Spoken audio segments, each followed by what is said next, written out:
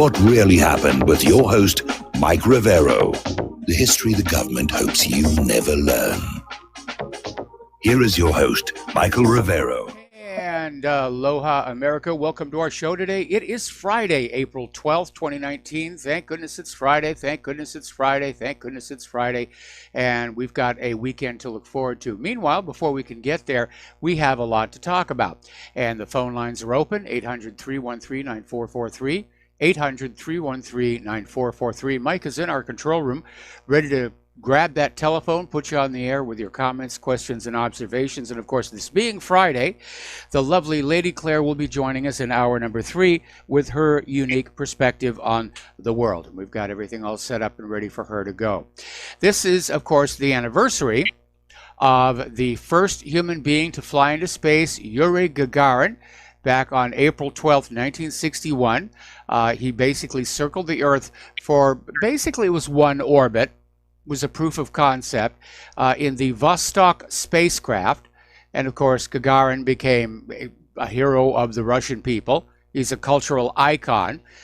Even today, you can see his face all over museums. And of course, for anybody who's an enthusiast about spaceflight in general, we all know who Yuri Gagarin is. And we all remember who Valentina Tereshkova is, who's the first woman to go into space. So anyway, little footnote in history there, and moving on. All right, the arrest of Julian Assange yesterday has provoked a very powerful reaction all around the world, some good, some bad. And most of it, though, is basically worried about the impact that this arrest is going to have on freedom of the press, or even on the willingness of journalists to take a chance on reporting a story that the American people need to know. Now, the government is basically taking the position that this is not about espionage, and it's not about embarrassing the U.S. military. It's not about embarrassing the U.S. government and revealing that once again, the American people were being lied to about the wars, that this is about Julian Assange and Chelsea Manning trying and failing to crack a password for a government computer. That's it. That's the entire case. And I understand that lawyers have been trying to figure out a way to sort of reverse Nixon versus New York Times, since they can't come up with anything. They're very concerned, if it goes all the way to the Supreme Court, that the Supreme Court would reaffirm the Nixon decision. And that is that the public has a right to know when the government is lying to them. If I did not firmly believe that, I wouldn't be here. I'd be down in Waikiki carving coconuts for the tourists or something like that. Probably make a lot more money than I am doing this. But that's really the issue here. You, the American people, have a right to know when the government that feeds off your taxes and takes your children for wars are lying to you. Now, I've been through that Constitution. I've read it cover to cover. There is nothing in here that authorizes the government to lie to you. And the 10th Amendment prohibits them from simply assuming that it's okay. So whenever the government lies to you, it acts unconstitutionally and illegally, and it delegitimizes itself. It ceases to be the legal government of this land. And the highest duty of the media, any media, corporate media, independent media, is to basically say to the American people, right now you are living under an illegitimate government because that government has been lying to you, and they are not authorized to do so under our system of laws. So getting on into some of the finer details here, story out of Sputnik News, the info war is lost. I think that's a little premature.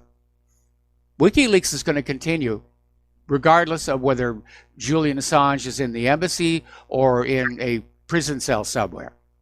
And certainly the independent media is not giving up now. So Assange supporters are already doubting corporate media's coverage of the case because it's negative. It's already starting the smear campaign. oh, he's a terrible person. He was psychotic. That's why the Ecuadorians opened the door and said, take him out of here. He was, doing artwork on the walls with his poo, or just nonsense like that. And we've seen that before. Anytime the U.S. government wants to grab somebody illegally and haul them off, possibly torture them, they're going to demonize them and say, well, this person deserves it. And you should not feel sorry for anything that this person goes through, because he's really, really bad. So, other opinions are out there. Story out of the originallandofwar.com. Julian Assange's extradition must be opposed at all costs. I'm in agreement, not because I'm that big a fan of Julian Assange, but because if he is grabbed on a totally irrelevant charge, because we know this brouhaha has nothing to do with trying to crack a password and failing. The U.S. wants to throw Assange in prison as a warning. Do not expose government lies to the American people. This is basically the United States government asserting its authority to lie to you, and declaring that anybody who doesn't accept the lies, I think believing them would be a little bit too much to ask, but just accepting the lies, going along with the lies. You get along by going along. That's what this really is. The U.S. government saying we are now in a post-truth nation, and we're going to tell you things like Saddam has nuclear weapons and Assad is gassing his people, and Maduro files his teeth because he thinks pain is fun. And you're supposed to just go along with it. Just accept the lies and go along with what we do, and everything will be fine. And those of you who question, those of you who doubt, you heretics out there, you're going to be in trouble. All right, we're going to do a shout out now to our on-air affiliates who are just now rejoining the network here. And the corporate media is out there saying that Assange was this jerk that everyone hated at the embassy. He was living in this one little tiny room. Actually, no. Assange had at the back of the Ecuadorian embassy the largest and most secure room there, where the WikiLeaks office was based. Only he had the key codes to that room. They gave him his privacy. In addition to that room, they gave him another room to which he only had the key codes. It was probably his bedroom. And then he had the balcony room all to himself. Remember all those times he went out on the balcony and he waved at his supporters and fans? If the Ecuadorian embassy staff had really hated him, they wouldn't have treated him that well. So the corporate media is out there saying, oh, this is the last guy you ever want to meet. Oh, he's terrible. In fact, did you see him when they got arrested? He's got a beard. Notice, beard is a negative now. He's got a beard. The good people have whiskers. Assange had a beard. Rivero has a beard. Anyway, so little article coming on out from Natural News, and it's saying basically what everybody else is saying. How is what Julian Assange has done with WikiLeaks any different than newspaper coverage of Watergate or the Pentagon Papers? And that is exactly the point. And that is why the U.S. government is trying to make this arrest and extradition all about an attempted and failed computer hack. I think they're afraid to try and go back to the Supreme Court and reverse the Nixon decision. The Supreme Court is not going to say that the U.S. government has a right to lie to the American people and keep secrets. I know during wartime, freedom of speech comes under attack, and whether they want to admit to it or not, this is wartime. This is the opening of World War III. And yes, we're being lied to about Saddam's nukes, Assad's sarin gas, who knows what all else. Truth is the first casualty of war. And those of us who are trying to make sure that you, the American people, who are expected to pay for it all and to bleed for it all, are fully informed, as you have a right to do, a right to be. Another article over at antiwar.com, Requiem for the Fourth Estate. And interestingly enough, it says that the arrest of Assange, literally the kidnapping of Assange from the embassy, demonstrates that in today's Anglo-America, the Magna Carta and the Bill of Rights are now quaint and obsolete, to use the words of lawyer Alberto Gonzales. Now, if you don't remember the name, Gonzales wrote a memo in January 2002 to say that basic principles of international law, like the Geneva Convention, were quaint and obsolete. And under that principle, he could legally grant Bush an exemption which would authorize the use of torture by the U.S. government. And that memo was dated February 7th, 2002. And of course, as you know, the United States did engage in a campaign of torture, which was kept secret from you until independent media blew the whistle and got it out there. Now, because Gonzales did such a really good job in convincing Bush that torture is cool and okay, he was nominated and confirmed as Attorney General. Another reason why we should always take very good look at anybody being nominated for Attorney General, to see what it is they've done in the past that calls into question their moral character. Another variation on a theme, this one from the American Conservative. Yes, you should fear the arrest of Julian Assange. And it's interesting, even though technically his arrest is over a failed hacking attempt, which apparently Chelsea Manning was doing the hacking, and they're trying to say that Julian Assange was just sort of there conspiring. But we're seeing all these people out there still talking about he's got to be charged for espionage. Assange has to be charged under the Espionage Act. And you've had lawmakers on both sides of the aisle calling for this for years. Ex-CIA Chief Mike Pompeo called Assange a non-state hostile intelligence service, often abetted by state actors like Russia. Well, Mike Pompeo could basically put that description on any foreign media that does not hold a favorable view of the United States. So they're trying to come up with some way where if a journalist, corporate or independent, exposes a government lie, they can be charged with espionage. Now, I hope that they're not going to get that through the Supreme Court, but it is going to go all the way up there. There's no question about it. Another article on the same topic from Zero Hedge, The Day America Died.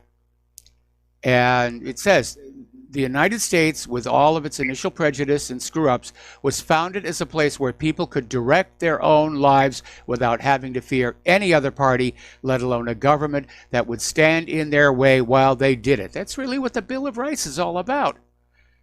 And a big part of not having to fear one's government is not having to fear that government purposely lying to its citizens. The Founding Fathers got that one right. And the arrest of Assange erases that. The government is trying to assert its, they're probably going to say they have a right. I prefer to use authority. The U.S. government is exerting its authority to lie to you with impunity. They used to have it. In the days before the internet and the independent media, when the media lied to you, it was with impunity. When the government lied to you, they got away with it because the media was helping them. And you wouldn't find out till years later that there were multiple gunmen in Dealey Plaza, or that there were no torpedoes in the Gulf of Tonkin, or that there really had not been a Spanish mine in Havana Harbor. It took years for that to come on out. And by the time it came on out, well, the government was on to its next lies. And the gullible and naive and trusting American people would say, oh, yes, these people are really bad. Please take my money, take my children, put them in uniform and send them off to just smite the foe. And we hope we get them back more or less in one piece. Today, it's different. The internet, the independent media have taken away the government's ability to lie with impunity, and now they want it back. And that's what this is all about. The government wants to go back to those good old days, back in the 1940s and 50s and 60s, when the government would tell the media, this is the message to go on out, and the media would send the message out, and nobody could respond.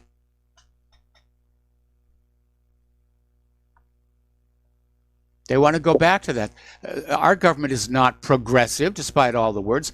They're regressive. They want to take us back to the days of the original Cold War, where people who knew that the government was lying could not get the message out. That's what they want. So, over in Great Britain, the hacker collective Anonymous is promising reprisals against the British government for arresting Assange. So, apparently on the Anon News website, there was a message, let Assange free or you will pay. And reminded everybody that Assange has been nominated annually for the Nobel Peace Prize since 2010. And of course, this case has attracted the international media. It all hinges on the idea, is Assange and a journalist, is WikiLeaks a publisher? And of course, the government is going to say, no, no, no, no, no. You know, real publishers and journalists are like Newsweek and Time and, you know, big corporate entities with lots of people and lots of money and, you know, people out there with just a couple of computers and working on their own. They can't be considered real journalists. But again, going on back here to our little Constitution and the Bill of Rights, there is nothing in the First Amendment that places any kind of a qualifier on freedom of speech or freedom of the press. Anybody has a right to speak their mind.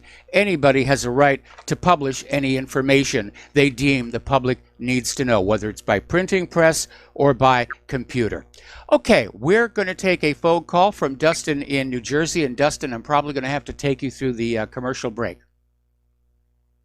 Mike, if there's no truth, dignity, and honor, then everybody might as well take the flag down, because these people have stained the flag. Yes. These people are enemies of America, all of these people, because this is not what America is about. No, it isn't.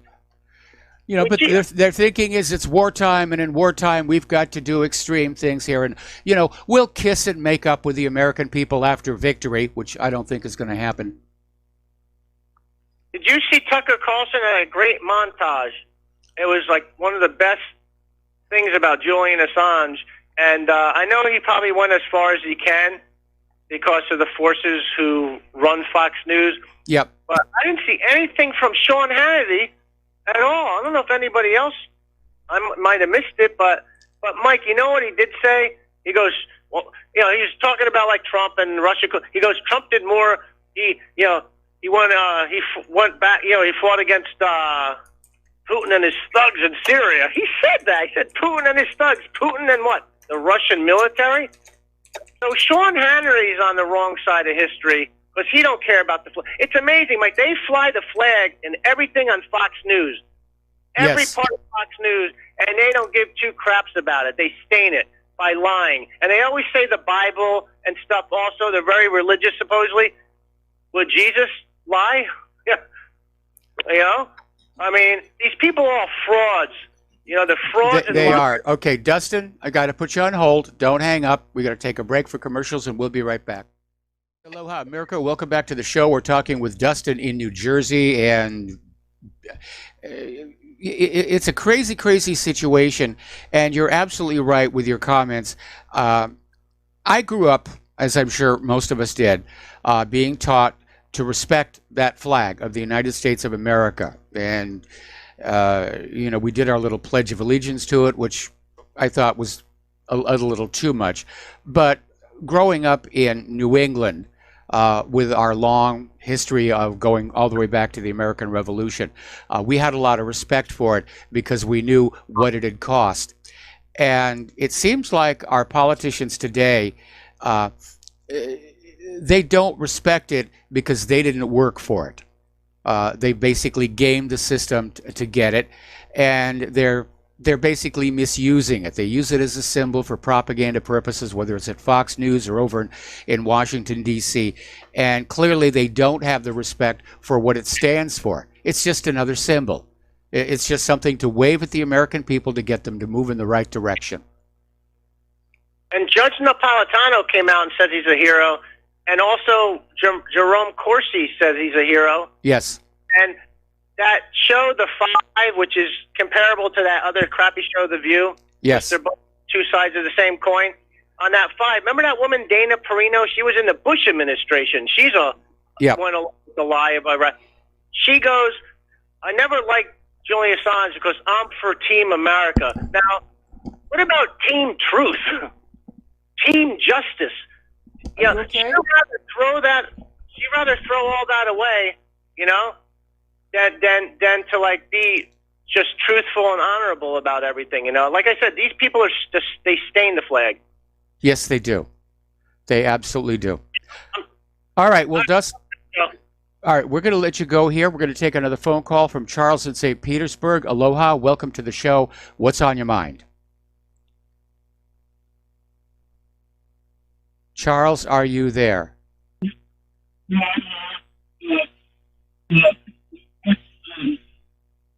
Okay, Charles, we seem to have a very weird phone connection.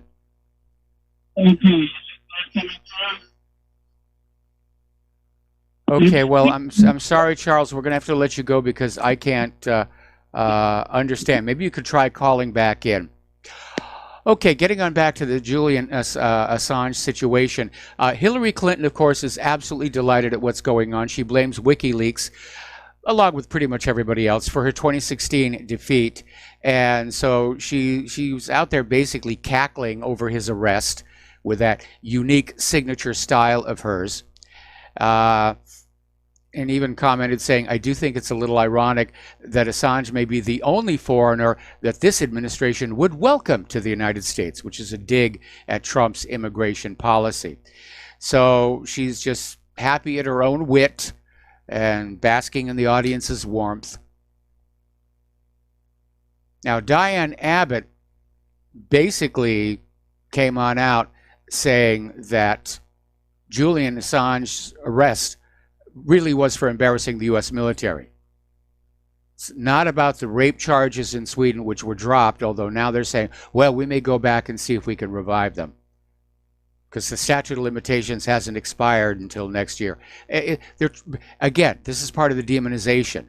They don't want you thinking about the journalistic impact. It's the hacking, and even though the rape accusers backed off and said it didn't happen, they've had a sudden memory eruption and said, oh yes, it did happen. They're just going to pile on. And so Diane Abbott, of course, is getting a lot of fury. How dare you say this was about embarrassing the U.S. military? Of course it was. I mean, look how many rapes take place around the world. They never make the news. They certainly don't wind up with the suspect holding up in an embassy for 7 years. Look how rampant cybercrime is. People breaking into computers. I mean, it's epidemic. It's absolutely epidemic. Doesn't make the news hardly until somebody gets arrested for it. And even then it won't. But that's the big deal. Ooh, Assange, he might have been a rapist. And he did skip his bail hearing. Yeah, they got him on that one. Now, if I were the judge on that one, unless Sweden comes back with new rape charges, I would say, look, they dropped the case. There shouldn't have been bail. But of course, that means that Assange will be on his way to the United States of America, and who knows what is going to happen to him once he gets here. Now, the ace in the hole he's got, of course, may be Seth Rich, because he dropped a lot of hints that that was where they got the DNC emails. So maybe they're trying to get Assange back here to make a deal to bolster the lie. They can, say to Assange, look, if you admit that Russia hacked the DNC emails and gave them to you, then, you'll get maybe a couple of years in prison, and then you'll be off and, doing whatever you want to do. But if you refuse to go along with it, then you are going to go away until you're gray, which he already is. Anyway, we got to take another break for commercials, and we'll be right back. Aloha, America. Welcome back to our show here. Boy, the phone lines are really loading up. But before we take some phone calls, I kind of want to finish getting through some of the last of this Assange stuff here. Oddly enough, Bernie Sanders is basically keeping mum about all this Julian Assange Sturm und Drang. And a lot of the Bernie-crats are wondering what's going on. Why Bernie Sanders doesn't seem all that concerned about freedom of the press. But Assange should be feeling very lucky right now, because the American idea right now is that embassies are for chopping up journalists, not protecting them. All right, we're going to go back to Lenny. Lenny was on hold, and Lenny... let's see. Can you pick up where you left off? Can you hear me? Yeah, I hear you. Oh, I never got a chance to say anything. Oh, okay. Well, I thought I left you on hold, or at least that's what my control room person seemed to indicate. Anyway, Lenny, what is on your mind this Friday? Well, I want to say what you have is humanity versus inhumanity. And what you have are the flunkies of inhumanity working for those who are the enemies of humanity to keep humanity in check so that they can keep feeding off of humanity. Now, Dustin is right when he said these people are staying on American flag. No, they're staying on humanity. Yes. Look at the likes of the reporters who have a God-given talent to be able to look at a teleprompter and read. Yet they sell their souls to become liars. And when you think about Dante's Inferno and the different levels of hell, I'm telling you, they're going to have to rewrite it and create a deepest level of hell for the reporters.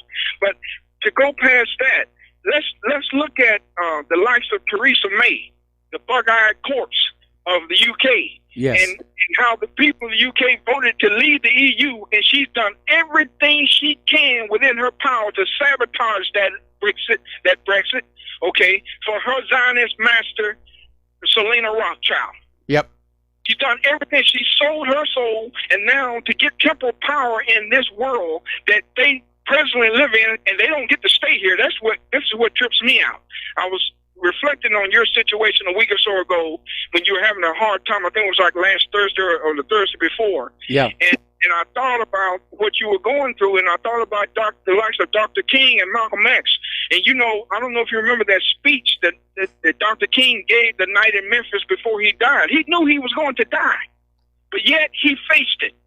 He faced it like a man because he knew that they could only kill the physical. All right? Yep. And these people sell their souls to keep you in a certain mental state because they know that all matter can neither be created nor destroyed. It only changes form. But they need you in a conscious state of mind so that when you leave this particular matter, you wake up at another reality, and they get to feed on you all over again. But it's just sickening to see this. We all die, but how we go out is critical, Mike. Yep. And let me say this. And what did I forget what particular play it was that Shakespeare said? From hell's heart, I stab at thee. That's from Moby Dick by Herman Melville. Okay, thank you. But let me just say this. Okay, and I think it was in the movie JFK. Though the heavens fall, may truth be done or told. Yeah, But let justice be done, though the heavens may fall. we're all going to leave here, but how we leave here is critical, man. We all got to take inventory of something called the soul. And this is what they have sold out just for a little while. They don't even get to stay here, but they're just so damn pathetic. But it's humanity versus the enemies of humanity. See it like that, and we got a chance to just wash this slate clean. But whenever you're ready, let me know, because I can't wait to get at it. Well, again, this show does not advocate revolution or civil war. In fact, my habit is to not make recommendations that are going to get people hurt. You're going to have to make those choices for yourself. Certainly at my age, I'm nobody's idea of Che Guevara or even Che Rivero. But I know there's a lot of people out there who are angry. They're looking at what's going on over in France. They're seeing the successes there. They're seeing the successes down in Sudan and thinking maybe it could work here, and maybe it can. But again, I sort of prefer the Gandhi approach, and I have for these 25 years. Let me say one more thing. Let me say one more thing. Like I said, I'm not advocating violence in any way. But what I am advocating is that you stand up and be a man and a woman in this lifetime. Okay? Because you let someone take that from you, what good are you? But let me say this real quick.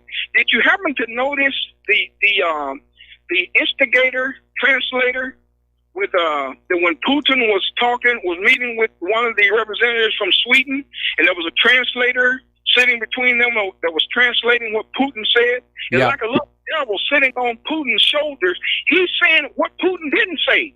And the guy from Sweden is looking like Putin just cursed him out. And Putin picked up on what the guy is doing, and Putin called him out. So the translators are even bought off. Yes.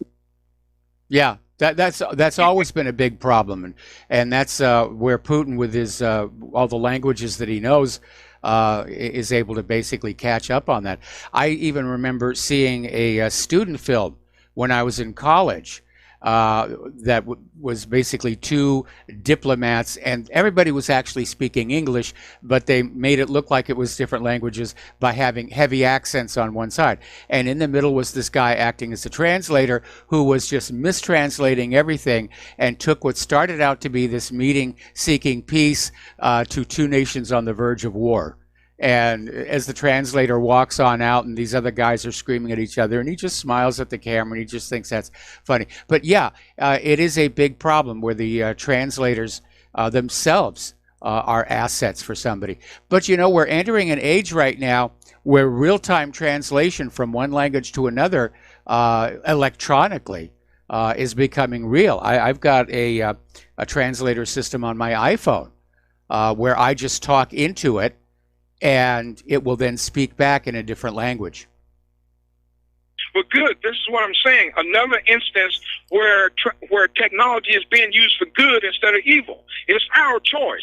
That's all I'm saying. But it's almost as if the middlemen, the people who choose to be the middle people, who want to sit next to what they consider as power, and they're governed by the same laws that we're governed by: birth, growth, decline, and death. Yep. You go after that.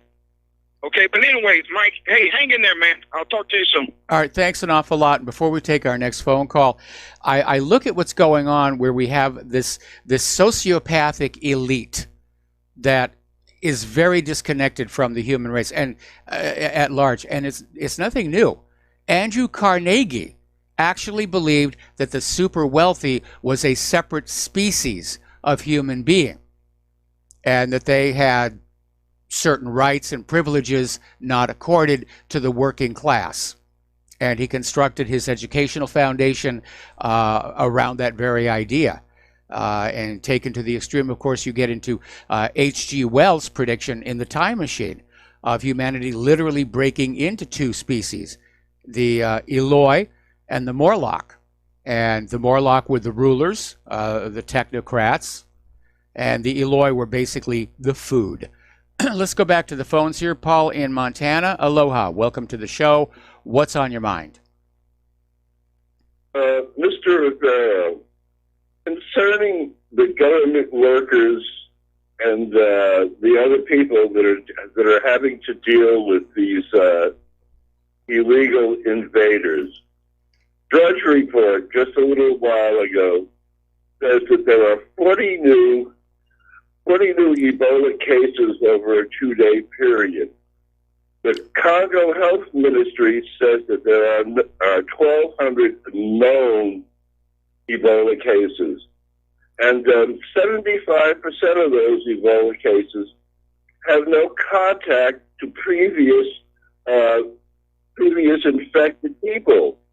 Now, all of these health workers, all these government health workers, the NGOs, the hospitals and schools, et cetera, that they're sending all of these people, they're the first people to infect their children and then infect the general population.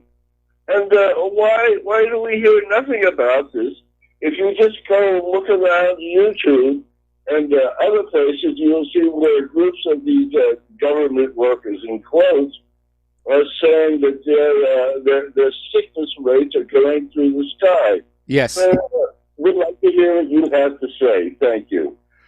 All right. Well, thank you very much. Obviously, the situation with Ebola is of concern. There are many different strains of Ebola. Some are worse than others. This one is not as bad as the Mayinga strain. That's a slate wiper. Of course, it's a lot worse than the Reston strain. Most people may not realize this. There was actually an Ebola outbreak in Reston, Virginia, but it was a strain of Ebola that only infected monkeys, and humans were totally immune to it. So it's a wide spectrum.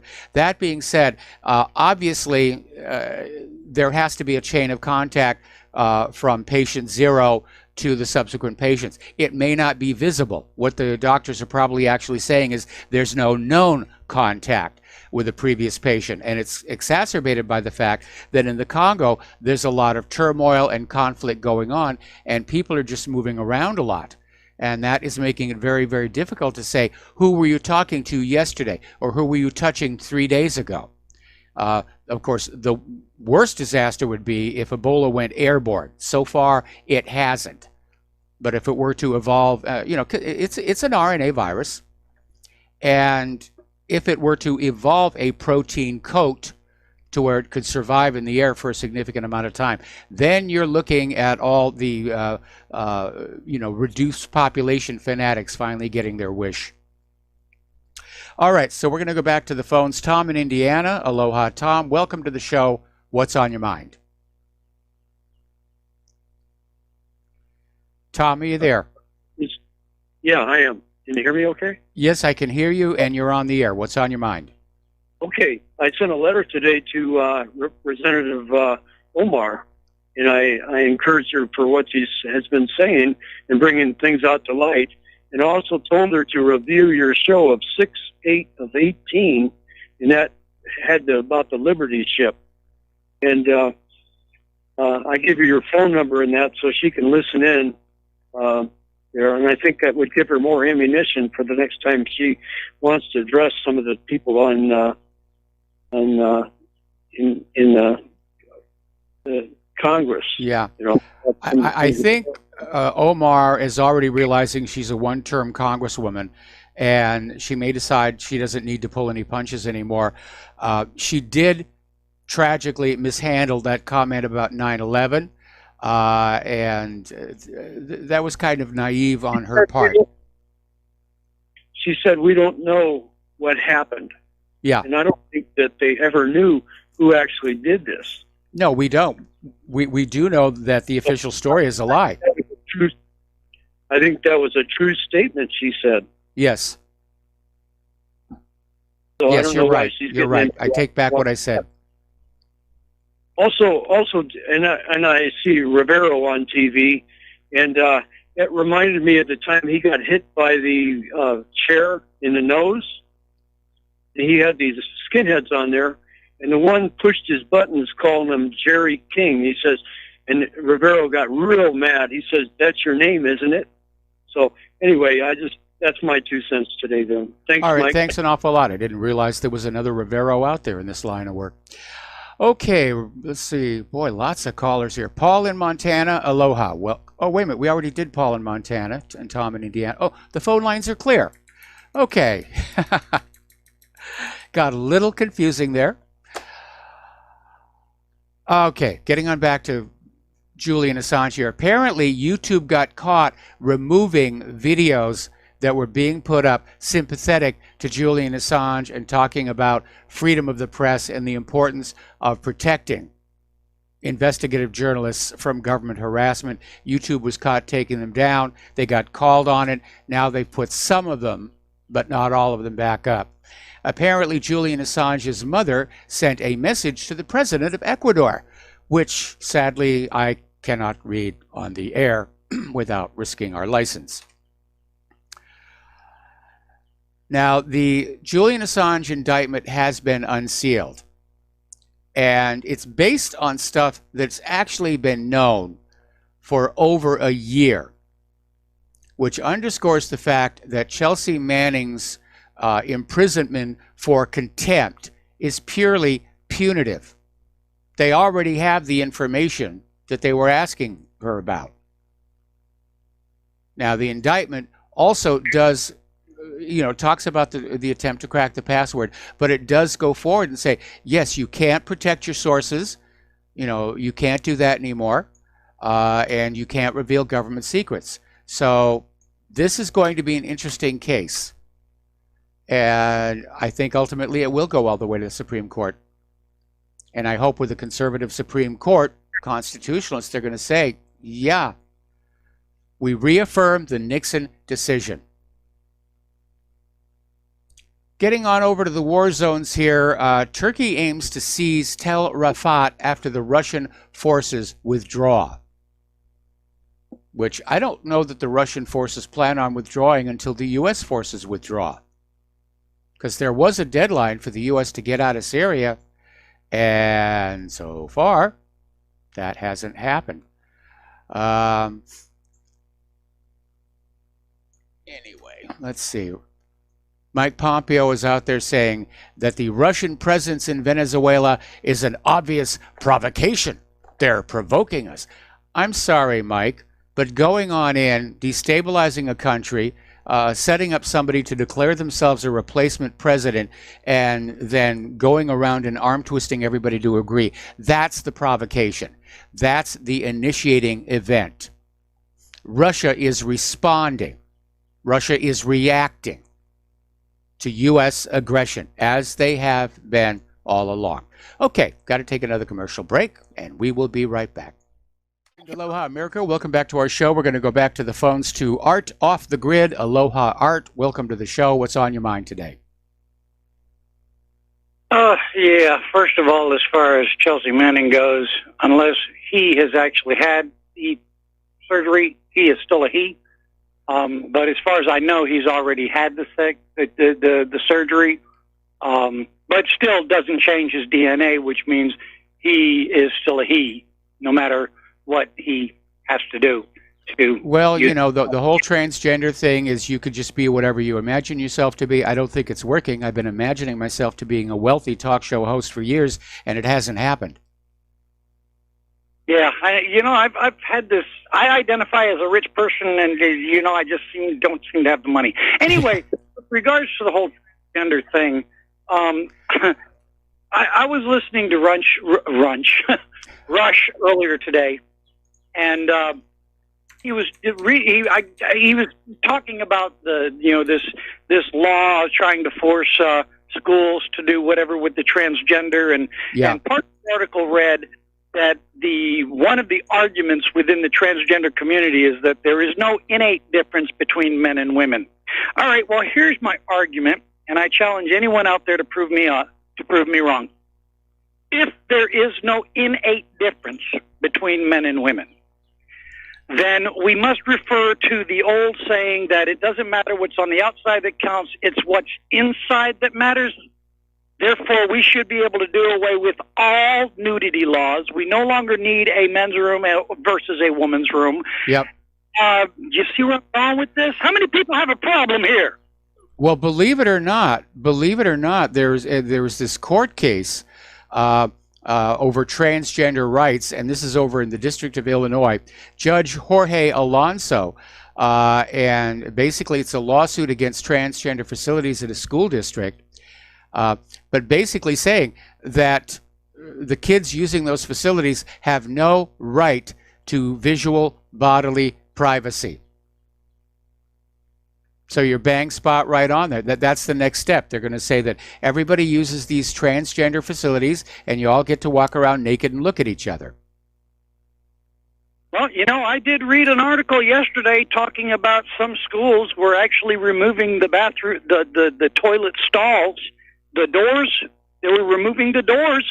So, hey, you know, I mean... Well, that was being done. That was being done because supposedly somebody had written a threatening note inside one of those stalls, and it was an overreaction. The parents are very upset.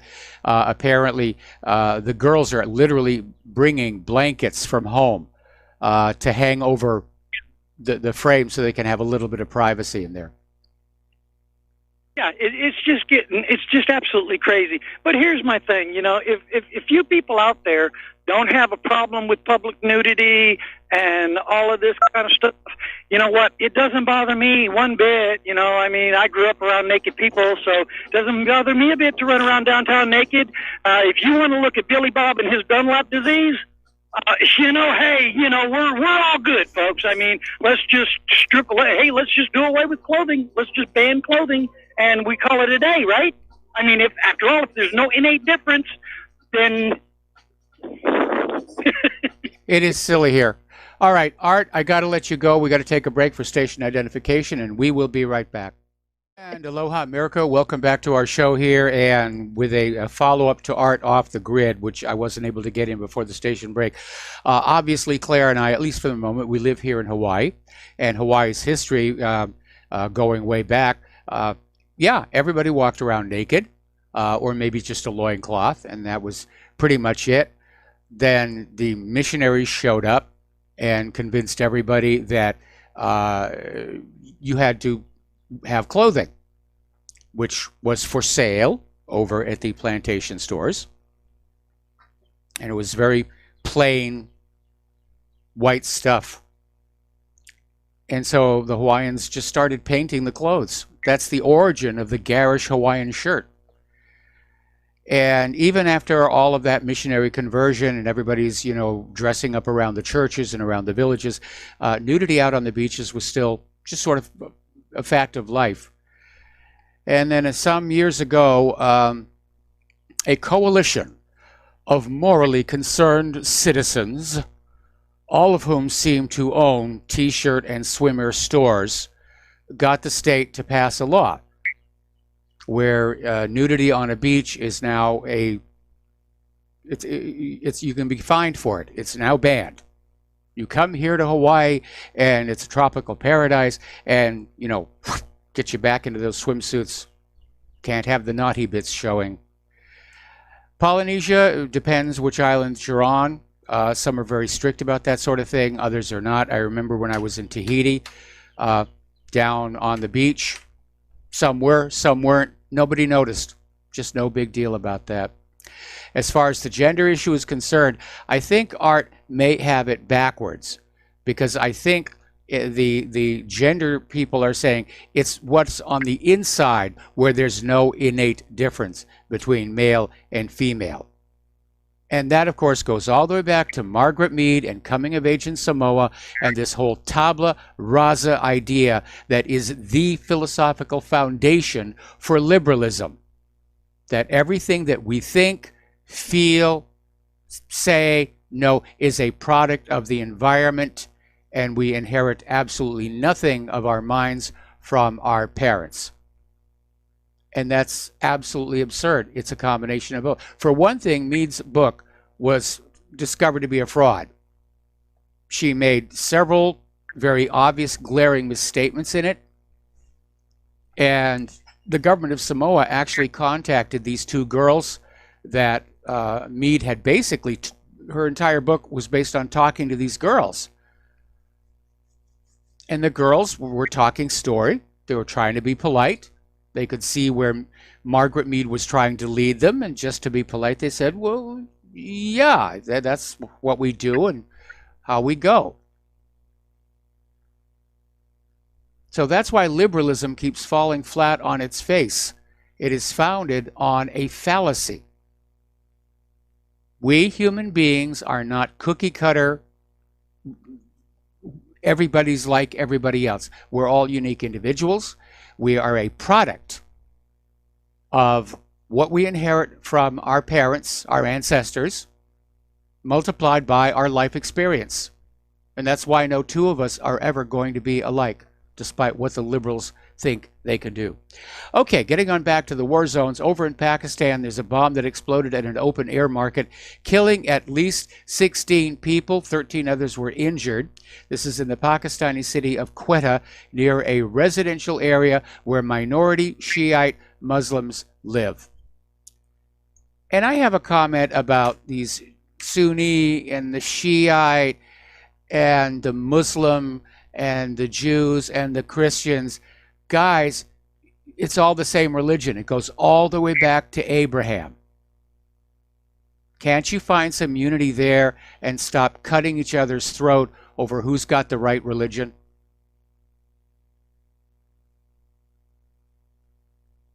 So, over in Sudan, the protests are continuing. Now, as we mentioned, the army had stepped on in and sided with the protesters and forced the current government out and basically established a military coup. Well, that's not what the Sudanese people want. They want a new civilian government, and so the protests are continuing there.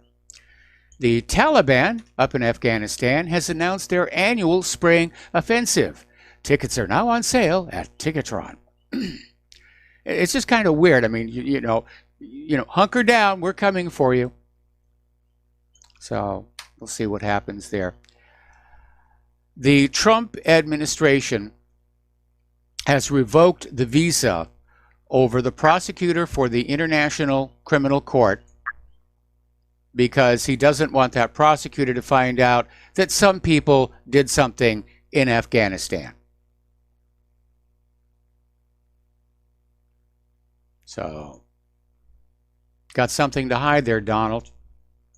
We know this government has engaged in war crimes, including torture.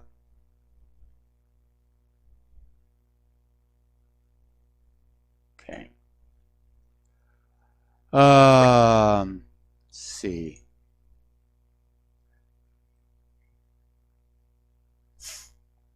President Carter, former President Carter, is out there saying that Congress should reject unconstitutional anti-BDS laws. And yeah, they should, because anti-BDS laws are an attack on freedom of speech. Just like the arrest of Julian Assange is an attack on freedom of the press. The tyrants are coming for us all. And it is very shameful, I think, to see all those members of Congress who supposedly somewhere along the way have taken an oath to preserve, protect, and defend that Constitution against all enemies, foreign and domestic. They just blithely throw away the First Amendment right to freedom of speech in order to please their masters in Tel Aviv. Oh, who cares about freedom of speech? Oh, Tel Aviv, give us more money for next campaign. Now, the founder of the BDS movement has apparently been denied entry to the United States. He had all of his papers in order. He had a valid visa. And he got to the airport outside Tel Aviv, and all of a sudden he was blocked. And he was told his travel block was due to, quote, an immigration matter. And airline staff told him they had orders from the U.S. consulate in Tel Aviv and U.S. Immigration Services to not let him get on the plane. So they're really pushing hard for this. They're really going to do it. They're going to shred that First Amendment for the benefit of a foreign power. I mean, that should make you very angry. Makes me angry. If I actually had a dog, I'd be kicking it right about now. Trump has announced that the sanctions on North Korea will stay in place, taking that hard line. He says it's not the right time to ease sanctions on Pyongyang. Now, this may be in response to Moon Jae-in's saying you need to start going tit for tat. When North Korea gives, you must give. When North Korea gives, you must give. But apparently Trump is maintaining his attitude. North Korea gives us everything we want first, and then maybe we'll do something nice for them. Meanwhile, there's been a major reshuffling of the leadership of North Korea, and they have a new nominal head of state, a new premier, and Kim Jong-un has a new title, which is Supreme Representative of all the Korean people. Now, he's clearly consolidating his power, and I think that may be because he thinks there is a war on the way.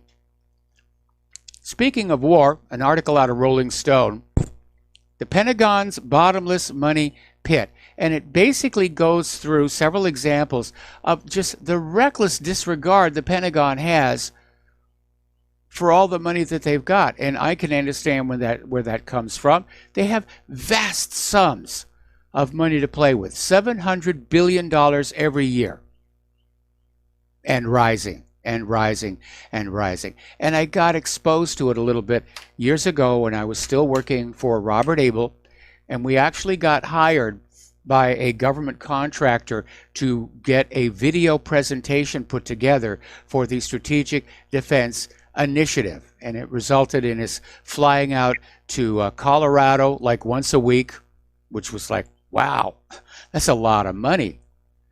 And just watching these people with the way they spent money.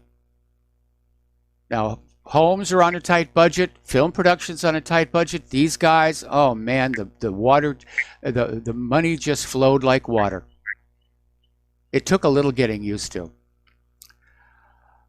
But there may be some limits here because members of the Senate Armed Services Committee from both parties are showing deep skepticism about President Trump's Space Force proposal. Now, the Pentagon brass are out there trying to defend the plan, saying, yes, we need Buck Rogers. We need Fireball XL5 up there. We need the Thunderbirds up there in orbit. And James Imhoff said, when we first heard about the proposal, I asked two simple questions. What will the organization fix? How much will it cost? Now, of course, the Pentagon's attitude is going to be, well, we suspect that Russia and China are deploying space weapons, which, going back to the Strategic Defense Initiative, that's what the United States wanted to do. But I would be very careful about that, and all of you know my concern about war in low Earth orbit and how dangerous it could be. We could literally imprison ourselves on Earth and not be able to launch any space missions for 100 years until all that debris finally came down. And the European Space Agency just today released a video showing the upper stage of a rocket has broken into pieces as it's orbiting around the Earth. What makes it interesting is this rocket was launched up there 10 years ago. The implication being that it hit something or something hit it and broke it into pieces. And so now, instead of just being this one little, upper stage rocket, it's now 30, 40, who knows how many pieces. And if they're below a certain size, nobody knows where they're going.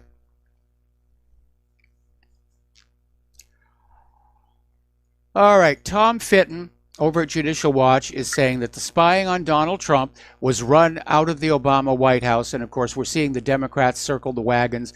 Chuck Schumer was out there saying, you retract that. How dare you say there was spying? You retract that, or you have proof. And Barr came on back and said, well, there was all the electronic surveillance. And that prompted James Comey to say, well, come on, electronic surveillance, that's not really spying. Just like waterboarding isn't really torture. When Clapper was talking about the spying thing, he actually slipped up and said, we were spying. Oopsie, little bit of a goof there. Over at Wikipedia, they have an entry for Spygate, and the title is Spygate, parentheses, conspiracy theory by Donald Trump. And apparently so many people tried to correct that Wikipedia has now locked it. In Wikipedia's view, Spygate is just a conspiracy theory by Donald Trump. And of course, if you read the article, and it just goes right down, Trump announced and elaborated without providing any evidence. So you can see where Wikipedia is coming from on this, which is why I don't use them for much of anything anymore. The Democrats still want Trump's tax returns. Actually, what they want is to make an issue about them. Trump has said he will not release them until his IRS audit is over. House Democrats are saying, we're going to go to court. But they're going to have to provide a legitimate legislative reason to explain why they want them. And the Democrats are now saying, well, it's our responsibility to oversee the audit. All of this, of course, is politically motivated because Donald Trump's financial disclosure records that he had to file when he ran for president, there's much more information in there. This is just about, again, the Russian collusion thing exploded in their face, so now it's on to the tax returns. We've got to get the tax returns. We're going to just harumph and huff and scream about the tax returns because they don't have anything else. Donald Trump is going to Japan May 26th to May 28th, and during which Trump said that he wants to see a real live sumo match at Tokyo's Ryogoku Kokugikan, which is this world-famous sumo wrestling arena. It's even been used in a lot of movies. If you've seen the James Bond movie, You Only Live Twice, that's the place. So the JSA is going to reserve several box seats that surround the president's seat for security personnel, but he's going to be in the first 3 rows. So I hope they're careful where those sumo wrestlers are going when they get thrown out of that ring, because that happens a lot. Over in Newsweek, there's a columnist by the name of Seth Abramson who came out with the following column, which he also retweeted. Some people are asking when the time to march is, but a growing number of people are asking when the time to march and occupy is. Either America gets an answer on whether Trump and Kushner pose a national security threat, or it's hard to see how there could be any justice or repose. This guy was excoriated because people are interpreting his comments as calling for open rebellion against the presidency. It's amazing to see the vitriol. And what's really upsetting, let's see, somebody just sent me something. I'm taking a look at it. Well, I'm going to look at it the next commercial break. The vitriol out there and the infighting.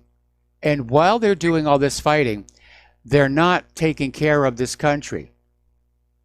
And if you look at the laws they are passing, it's all this transgender nonsense. In fact, the House Democrats have just introduced a bill that would force every single school in America to allow transgender boys to compete as girls. That's their idea of good legislation. Meanwhile, of course, the heartland is still flooded. The flood control infrastructure is still being neglected. There's going to be food shortages all over this country. But Congress can't be bothered. We've got to get those tax returns. We've got to get Trump and Kushner. The government is dysfunctional. It is really dysfunctional. All right, a little bit of good news. CNN's ratings have taken a nosedive, and Rachel Maddow's numbers are getting worse. We, the people, are not going to soon forget how CNN and Rachel Maddow spent 2 years pushing this fake story about supposed collusion between President Trump and Russia during the 2016 presidential campaign. CNN has now fallen to 15th place in prime time ratings. That's 1-5. So that's a little bit of good news there. Okay. Now, the stock market had a good day, their usual traditional, manipulation for a happy ending on Friday. But a lot of people are saying the stock market is going to be looking for a decline. And this article out of Investment Research Dynamics is saying gold and silver may be setting up for a big move. Personally, I'd like to see it happen. But we've noticed that every time gold and silver get up to a certain point, it gets hammered back down again. They don't want people leaving the stock market or closing their bank accounts to get into metals. So it's all being manipulated. We talked about that on History Channel. We'll be right back after these few words. Aloha America, welcome back to our show here. And story just now breaking. This is from the Gateway Pundit. Apparently France is willing to consider offering Julian Assange asylum if he requests it from them. Now, Julian Assange's French lawyer, Juan Branco, has... hello? Hello. Omar, and I encourage her for what she has been saying. I'm getting a replay here. I also told her to review your show of 6/8/18, and that had about the Liberty ship. And I give you your phone number in that so she can listen in there. And I think that would give her more ammunition for the next time she wants to address some of the people in the Congress. About some of the things that are happening. I think Omar is already realizing she's a one-term congresswoman, and she may decide she doesn't need to pull any punches anymore. She did tragically mishandle that comment about 9/11, and that was kind of naive on her part. She said, we don't know what happened. And I don't think that they ever knew who actually did this. No, we don't. We do know that the official story is a lie. I think that was a true statement she said. Yes. So I don't know why she's getting into. Yes, you're right. You're right. I take back what I said. Also, and I see Rivero on TV, and that reminded me of the time he got hit by the chair in the nose, and he had these skinheads on there, and the one pushed his buttons, calling him Jerry King. Okay. All right, there we go. Yeah, we had something going on weird there where we were getting a segment from an earlier part of the show being replayed. All right, so here's the story.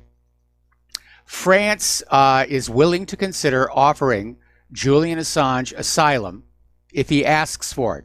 Now, it's a very tricky situation. Julian Assange's lawyer avoid extradition to the United States. But Assange has to make a formal request. France just does not say, we will grant you asylum.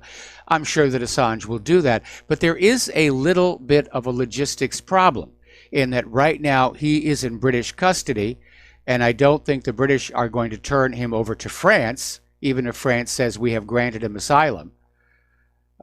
So it's a symbolic gesture at best, unfortunately. Okay, let's grab a phone call. James in Sacramento, aloha. Welcome to the show. What's on your mind? Hey, aloha, Mike. I was listening to the couple of people calling in and you talking about the transgender stuff. And thing that I could go into links, but I'm going to try to cut this short. There's a few different ways that you have to look at male and female, and believe me, there is a big difference. Of course. care what these, yeah. I don't care what these people try to say about everybody's equal and all that. It's like, hey, that ain't happening. You know, and the other thing is that, you know, like, I mean, I've known some guys back in high school that were unsure about their sexuality. And I've known some girls, you know, out of high school, usually not in high school, but out of high school. And then the thing, I grew up I'm 6 years younger than you. So I grew up with a bunch of hippies. You know, and when it came to running around nude on the beach or at one of the rivers or whatever, oh yeah, he did. It was no big deal at all. Yeah, and believe me, I mean, I was like 11 years old, and I could see the difference between the men running around nude and the women running around nude. Yeah. You know, I mean, it's like, you know, and that's why I realized I like women. They've got parts on them that are different than mine. Yes. You know? Viva la différence. Yeah, well, you're built differently. There's different things about you, and people that try to disregard that and try to say that, I mean, I don't know where their heads are at. I mean, I kind of figure out where their heads are at, but it just blows my mind. It's like you've got to be like halfway up your rectum with your head to figure out that everybody's equal. It just isn't. I had some friends of mine that were in the fire department, and they were totally upset when they started allowing women to come into the fire department. And the reason why was because they looked in there. You know, these guys are like 6 foot, 6'2". Yep. You know, they weigh 190, 200 pounds. And it's all like, muscle. Hey, that chick. Yeah, there's no way she can haul me out of the fire, you know? I mean, it's just little things like that. So what they did, what do you do? Well, you change the qualifications for entering those things. Yes. You know, even in the police department, they had to change the qualifications for all that, you know, in order to match that the women could qualify. You know, and it just, and here's my main story I want to tell you. One of the best stories of my life. I went to Tahiti. The guy that was talking earlier. Okay, we're going to put you on hold. Okay, stay on the line. Right. And I want to hear your Tahiti story after these few words. We'll be right back. It's a great one. Yeah. And aloha, America. Welcome back to our show. We're going to go back to James in Sacramento, who's going to tell us about his adventures in Tahiti. Tahiti. Beautiful, beautiful. My wife was friends with a French Tahitian woman, and we went down there, and it was a great experience.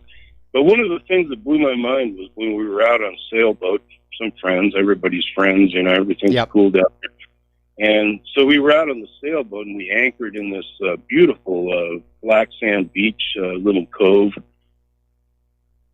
And well, my wife's friend was the one that could translate the French better than anybody else. So she comes up to me and asks if it's okay if they take their tops off. And I just started laughing. I was like, okay, well, why would you ask that? And she's like, well, because you're an American. And Americans get all weird about, you know, I was like, so I just told her the story about growing up with hippies and everybody being, I said, if you want to take all your clothes off, I don't care. I don't care. You know? And they actually just laughed. We had a really good laugh about that because they were like, oh my God, yeah, because most Americans are really, take your, but that's a Tahitian thing is, go around topless. Yeah. I don't know. If it freaks some people out, then it's their own problem. I was not freaked out about it one tiny itty bit when I was down there. Exactly. All I know is that they would not let us live in a hotel. They brought us into their homes. We had to stay with them in their homes. That's how friendly all these people are. Most Polynesians tend to be that way. Here on Oahu, where we're more of an urban environment, it's a little bit more stressed. And Claire and I were just talking about how much it's changed since we moved here all those years ago. Because when we first moved here, it was very much like that. A lot of aloha, everybody was friendly, come on over, we're going to have poo-poos. And everybody was like a slow, careful a courteous driver, and today it's like any other big city. But the other islands, Kauai, Maui, even the Big Island, those are much more laid back and more old Hawaii. Yeah, even they don't go topless over there. I've been to Hawaii. I've been to all the different islands, and yeah, it's a beautiful place. But yeah, they've been Americanized. But it's it's just one of those things. Down in Tahiti, I was just tripping on how beautiful everything was, and really, it was the friendliness just amazed me. Yeah, it really was. Here in Hawaii, there's only one public beach. It's clothing optional. It's Little Makena over on Maui, and I think the only reason it's still allowed to operate is it's such a long walk to reach it that the cops with their little ticket books just don't want to bother anymore. Yeah, I think I've been there. I can't remember if I have or not, but in California, back in the 70s, we used to be clothing optional on a few beaches down in California, and that's all gone. Yep. Got to protect those clothing industry profits. What can I tell you? Anyway, listen, we've gone down memory lane a little bit far enough for one day. So I'm going to let you go, James. Thank you very much for the phone call. And we're going to switch to Paul in Montana. Aloha, Paul. Welcome to the show. What's on your mind? Mr. Rivero. Yes. A few years back, when Ebola started getting play on the alternative media, I seem to remember a number of stories saying that a biolab in Sierra Leone that was paid for by Mr. Gates and Mr. Soros was where some monkeys, what have you, escaped and they started spreading the Ebola around Sierra Leone. Do you have any memory bells ringing concerning that? Thank you. I have to be very honest. I do remember there was one other incident where there was this clinic that was supposed to be developing an Ebola vaccine, and like so many other vaccines, when it went to trials, it actually infected the people with the Ebola. Nobody knows where Ebola originated. It's never been documented. Nobody knows how it gets from one infection site to the other. A lot of people suspect it may be a biological weapon in development, or maybe somebody dropped a test tube. But it is a nasty one. But like I said, it comes in a wide variety of strains, which go all the way from totally harmless to humans, all the way up to a 95% lethality rate. One other thing, Mr. Rivero. What happened to the gecko? As far as I know, he met another little gecko, and they're making little geckos out back. This being springtime. Oh, and the gecko making new geckos. Yes. Thank you. All right, thank you. We're going to let you go. Now, Donald Trump has managed to score a little bit of a gotcha because, as you know, the immigrant detainees are still pouring over the border. There is no facility there to hold them. So Trump has said, well, since all of these Democratic mayors and governors have gone to the trouble of setting up sanctuary cities, we're going to take all these immigrant detainees and we're going to basically send them to the sanctuary cities and let them take care of it. And Nancy Pelosi just went absolutely ballistic, saying this is a terrible idea. And in fact, she called it despicable. So Nancy Pelosi loves the idea of a flood of illegal immigrant voters, just not in her home. She's a true NIMBY, not in my backyard. Did you know that New York Democrats have blocked college tuition aid for Gold Star families, but approved $27 million in aid for illegal immigrants? Now you think about that. These Gold Star families have lost a family member to the wars. They've lost a provider. And the families have kids that they want to go to college. And the New York Democrats said, well, we're not going to help you. We're too busy giving money to the illegal immigrants because they're all going to vote Democrat in 2020. All right, let's take another phone call here. Sherry in Texas, aloha. Welcome to the show. What's on your mind? Hi, Mike. It's good to talk to you again. Thank you. I just happened to cross you. You were talking about WikiLeaks. I had a question there. But can I say something about what you're saying right now? Sure. Because I noticed something today. I read this article. It was a comment and about the money that we spend each year on illegal immigrants for the state of Texas. And it said that the Federation for American Immigration Reform, which is capital FAIR initials, states that the cost of the illegal immigration for the state of Texas is $11 billion in education, medical, justice, and welfare benefits per year. Now, if we had that money, $11 with that $11 billion per year, we could build the wall. We could give our teachers an $8,300 per year pay raise and cut our property taxes at the same time. And so the guy that wrote this comment said, build the wall. Yes. Please build the wall. Yeah, think of that. I mean, that's amazing. WikiLeaks, I was concerned about this, and I just was happening across the station just to see by some miracle you might be there, and you were. Mm-hmm. And the question you probably have already addressed, since we have here in America this history of silencing anyone that will be a liability to the elitists, I'm worried about him coming here. Can't he be sentenced in England, where they ban drugs that cause manic behavior and things? You know, I mean, does he have to come here to be sentenced? Well, he has to come here to be tried. I mean, the indictment was issued by the United States Department of Justice and could not be tried on British soil. The only way that sort of thing happens is if you're operating under maritime law, which is jus gentium. Everybody's laws apply equally everywhere. But Britain is looking at tossing him in the hoosegow for a year because he skipped his bail hearing to seek asylum in the Ecuadorian embassy. And once Britain is done with him, I'm sure they're going to throw him in chains and put him on a plane for the United States, at which point the current indictment will be brought to bear. And it's going to just open up this whole can of worms because clearly the United States government wants to establish a new legal precedent. I really do think this is an attack on the Nixon decision to say that, no, reporters, journalists do not have any protections if they are reporting to the American people that the government is lying to them.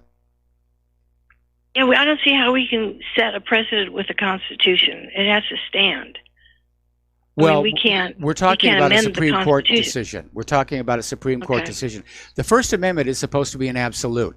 The whole point of what the U.S. government wants to do is say there have to be limits. And it wouldn't be the first time, because every time the United States gets into a major war, there are limits imposed on freedom of speech, and then after the war is all over, the limits are taken off, and everybody says, celebrate the return of our republic, blah, blah, blah, blah, blah. Mm-hmm. Well, I'm hoping he'll have a good attorney, and because I keep thinking of Eric Brockovich. That's the first thing I thought of when I heard the report. Yes. And how her intent was to stop PG&E from the lies that resulted in cancer and deformities of all these children and parents and the horrible things that were happening. And she was given this piece of paper by the guy in the bar. And that was the smoking gun she needed to put PG&E in its place, and it worked. And, I don't see that he was doing anything differently than Eric Brockovich did. His intent was to expose something we all needed to know about. Yes. And yes. So, well, that was exactly what, the Supreme Court ruled in the Nixon decision. And what the U.S. government is trying to do is say that Assange was not just a passive recipient of this classified information, but that he was an active participant in trying to obtain it. And if they can, I think that's why they were pounding on Chelsea Manning over the last couple of weeks is to basically get her ready to say, yes, Assange was helping me crack into the State Department computer, or I'm sorry, Defense Department computer, because then they can put him away. That's definitely a Title 18 violation. But as long as Assange just simply accepted what Manning was sending over, then he's just as covered as the New York Times and the Washington Post was. Does he have good counsel? He's got a really good legal team around him, and I imagine they're going to do the best job they can, because there's a lot of attention on them, and this could, their entire future careers could light up because of this. So they can come here and defend him. Oh yes, of course. And if he goes to trial. Yeah. Okay. Well, I feel better about that. Okay. Yeah. All right, guys. It's good to talk to you again, Mike. All right. Well, thanks an awful lot, Sherry. We're going to let you go and switch over to Rick in Arizona. Thanks. Aloha. Welcome to the show. What's on your mind? Yo, Mike. You were talking about back problems a couple shows ago. Yeah. You know, back in the 70s and 80s, I remember different people that had back problems, they would get put in the hospital, and then they would put a harness on them and suspend them above their bed for a couple, 2-3 hours a day for a couple, 2-3 weeks, and they would become completely healed. I knew one guy who had that would not be appropriate in this case. Yeah, well, I'm just saying is they don't do it anymore because you know, there's no money in it. It takes too much, you know, time in the hospital. But if you know, where you have a bad vertebrae or a compressed disc or something, yep, they would suspend you for 2-3 weeks. And I know a guy that had a bad back his whole life, and they did that for him. And now he's 85 years old, and this was in the 80s. He never had a problem with his back again. Yep. So I guess, you know, maybe if you could get suspended above a bed for a while, you know, if you got a bad back. Well, it depends on how you're being suspended, and of course there is that, you know, gravity inversion, sort of a little, call it a bench. We were talking about that the other day, and I had one when my first wife also had a back injury, and I bought her one of these things that grabs you by the ankles, and you can basically tip backward, and it uses your own body's weight to put traction on the spine to basically uncompress the discs and get things going in there. And unfortunately, her doctor said not appropriate for her case. I loved it. I used it for a couple of... Can you say... Yeah, but can you say, like, when it inverts, how long can you stay inverted? You know, I mean, like, you know, if you're suspended above a bed, you can stay suspended for 2, 3, 4 hours at a time. Can you stay upside down like that for 2-3 hours? I don't remember the longest I stayed upside down. I don't think it was 2, 3, or 4 hours, but you know, it was basically I stayed upside down until my back felt better, and then I flipped back over and I went and I did other things. I only kept it for a couple of days, and then I took it back in and I traded it on a set of weights. You know, I actually used to have muscles long ago.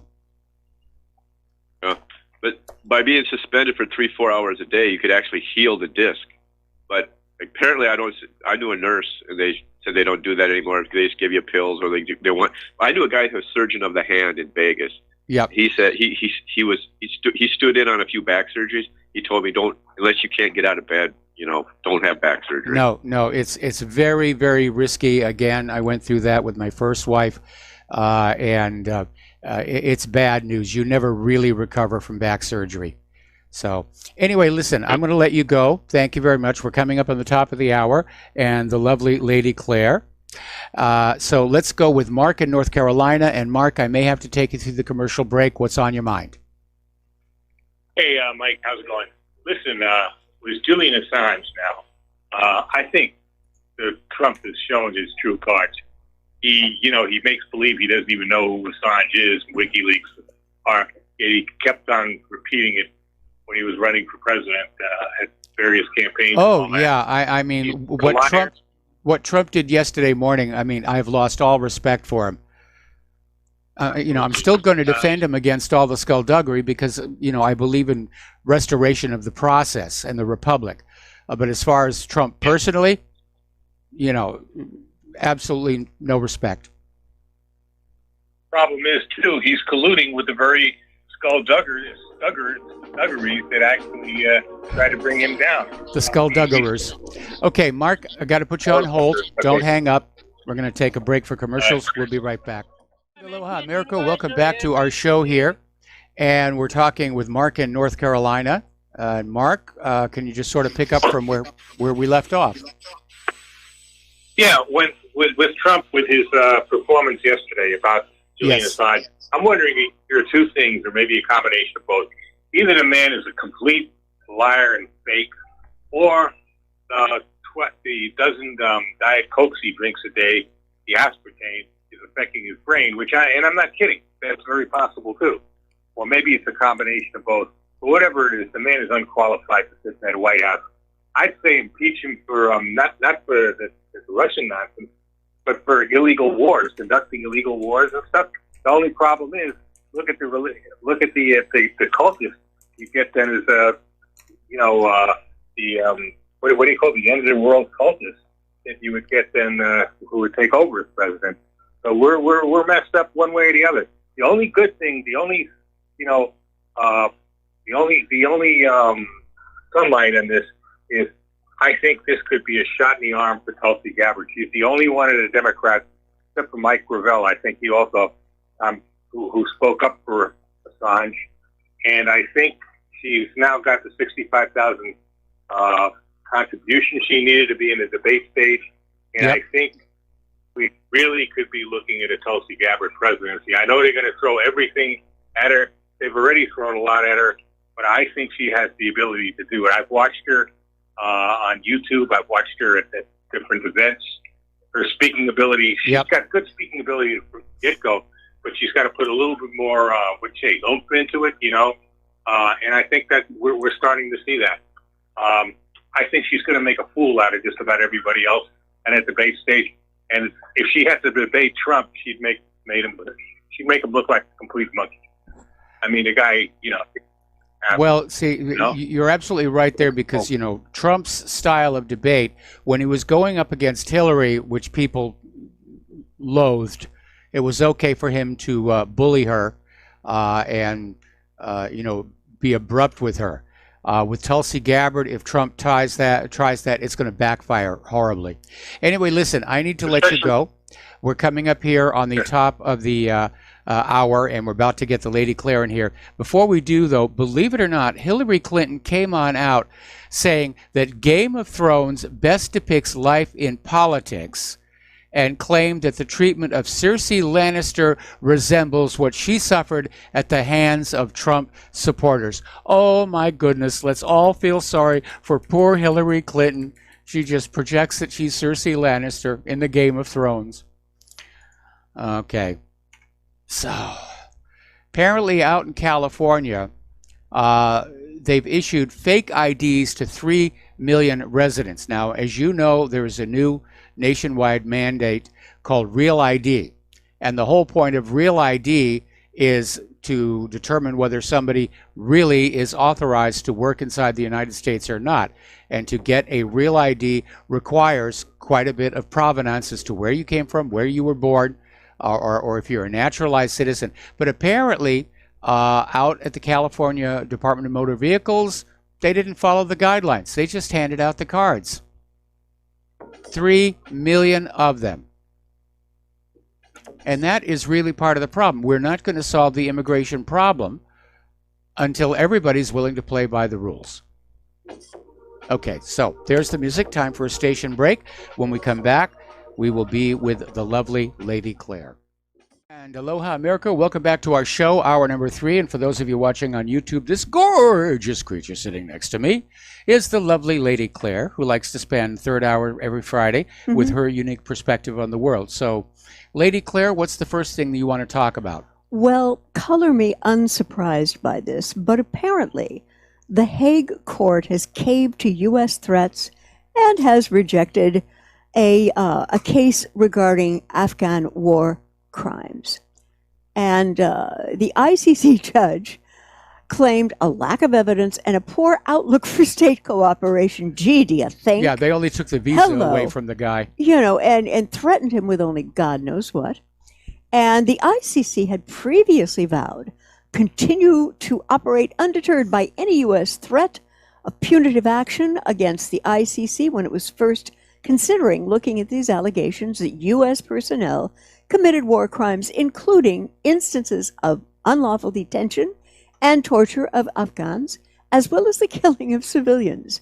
The window of time the ICC prosecutors considered for their investigation went from May 2003, within the opening years of the U.S. occupation, to 2017. And the chamber said, oh yeah, we've got all the stuff. But then, they just took a U-turn. And they made the statement, the chamber hereby decides that an investigation into the situation in Afghanistan at this time would not serve the interests of justice, and accordingly rejects the request. Yep. Mike, this is so frustrating. And what is kind of a tear my hair out moment, we know there has been torture done in almost every single country that the U.S. has invaded and occupied. But apparently, the U.S., its military, the Pentagon, State Department, and Surveillance Department have to know that some of the worst excuses for torture were used here, coupled with the actual torture. And so, Mike, what I think I'm looking at, apparently the U.S. government and all these various dispersed agencies are circling the wagons to attempt to salvage what's left of their credibility by not allowing these issues to be investigated by the ICC. I have to disagree with you. This is not about credibility. This is about impunity. Well, I'd like to go on to my next statement, where I said, to the ladies and gentlemen in the bowels of power in D.C., I got a newsflash for you. You lost your credibility the minute the U.S. government attacked and began to occupy Afghanistan. Now, you and your sycophantic warmongering media have utterly lost the fight for being able to get anything right, including massive incidents of friendly fire at social gatherings.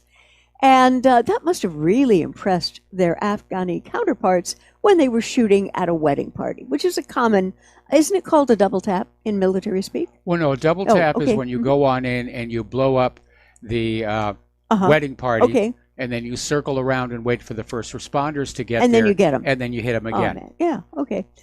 And there is something that I feel is very important for all of those alphabet soup agencies out there who are listening to us.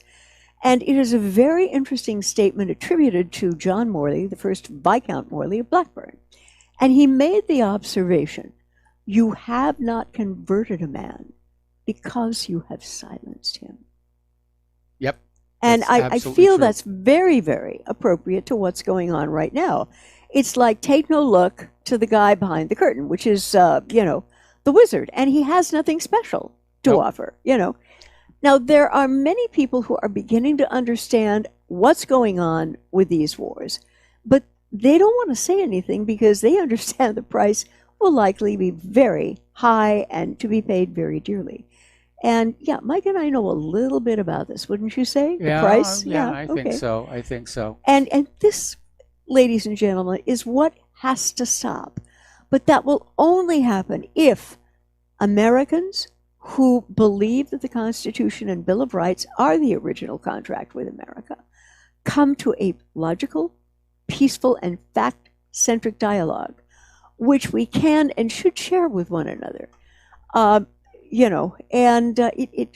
It's very frustrating. It's very heart-rending. It really is, but it's going to backfire. Mm-hmm. And the reason it's going to backfire is because with the ICC saying, well, we're not going to take a look at what happened, Americans are free to let their imaginations run wild and say, oh, my goodness, I mean, the U.S. government, they were torturing people. They could have been engaging in cannibalism. They could have been engaging in child sexual abuse. We have no way of knowing what they were doing, except that we know that throughout all of these war years, the U.S. military has not been behaving with much in the way of, shall we say, decorum. Or finesse. Yes.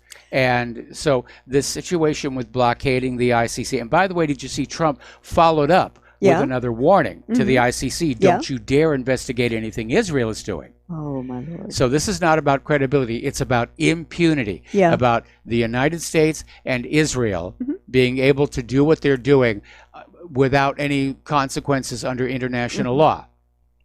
You know, Netanyahu and Trump are standing there, arms around each other's shoulders, saying, "We am's above the law." Yeah, absolutely. We absolutely I think are. we've got a shout Okay, we're going to do a shout out now to our on-air affiliates who are just now rejoining our network. And what is your next story? This is about the reality that the case against Assange has been manipulated and that there's a great big nothing burger there. Well, And that's maybe. not entirely accurate. Yeah. It is a complicated issue. Mhm. The primary crime in the indictment, which was unsealed a little while ago, is that rather than just be a passive receptor of classified information from Manning, that Assange himself actively participated in an attempt to break into a Department of Defense computer. He tried. And failed. And failed. And Okay. failed. Well, actually, it was Chelsea Manning that was trying and Yeah, failing. okay. The question is, with all the, is she being put under pressure to testify that, yes, Assange was an active participant? Did he get her coffee? Yeah. Did he, massage her shoulders when she was typing away on the computer or something like that? Yeah. Which does cross the line from being a journalist into Title 18 violation. Yep. But the other part of it is that the indictment is clearly trying to reverse many previously held presumptions about the rights of and protections of journalism when it reports to the American people that the government has been lying, whether that's Watergate or the Pentagon Papers or who knows what all else. The government apparently has finally realized that in the age of the internet and the independent media, they have lost their ability to lie to the American people with impunity. And they see that as a major problem in a war situation. And they want that ability to lie with impunity to come on back. And so that's really what they're talking about with this indictment. They want to reverse the Supreme Court's decision in Nixon versus New York Times and Washington Post to say that, yes, in point of fact, the government can tell the media, don't you dare report this or we're going to put you in jail. Basically, what the U.S. government wants to do is establish a U.S. equivalent of what is called a D notice in Great Britain. Yes, I certainly understand that. And this does have some massive repercussions for journalists covering issues in the United States. Yes. And even Tulsi Gabbard went on record and said that this is one of the most horrific, chilling of the expression of freedom of speech that she has said in a long time that we've been looking at. And, you just can't believe it because they are trying to create, let's say, an agenda that is going to be followed through by some sort of punishment if Assange actually gets to trial.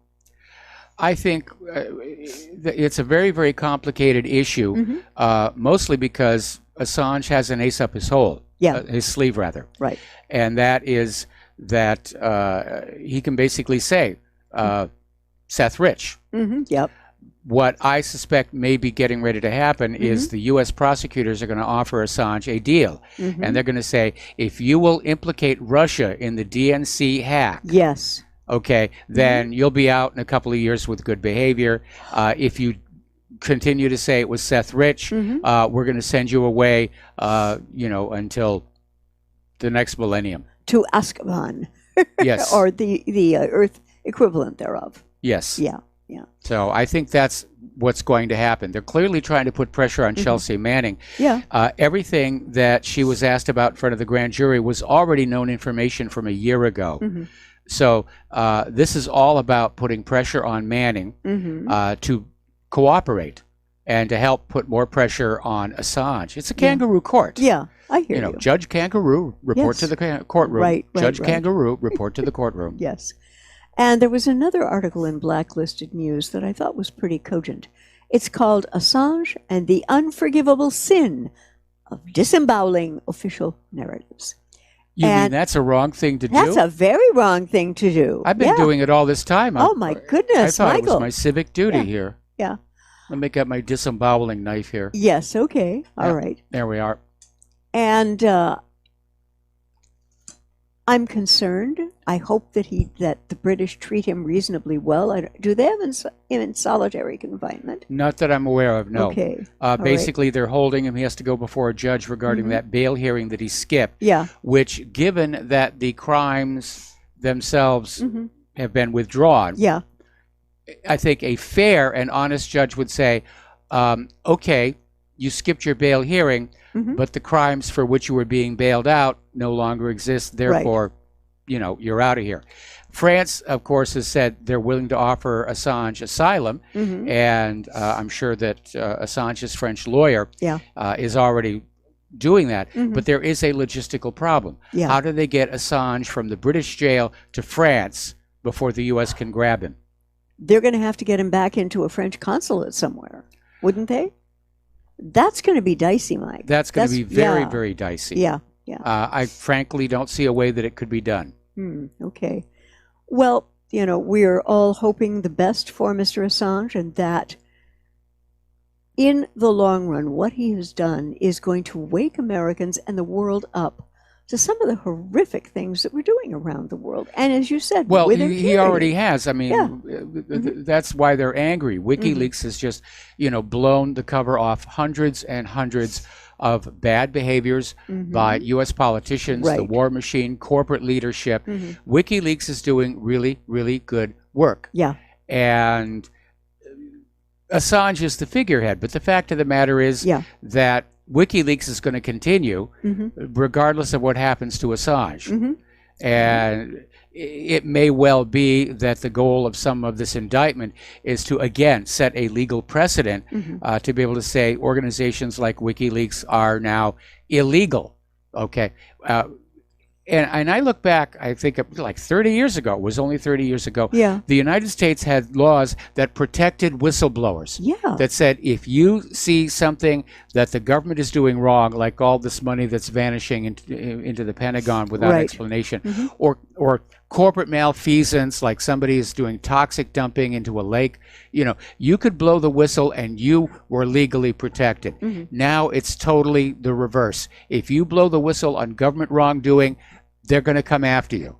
And I remember where it really began to start was TWA 800. Where President Clinton signed an executive order revoking whistleblower protection for all the Navy units involved in recovering the debris. So got something to hide there, Bill? Right. And a very interesting development, by the way, with regard to the Assange case. Apparently, Ecuador's globalist regime just received billions to sell out Julian Assange.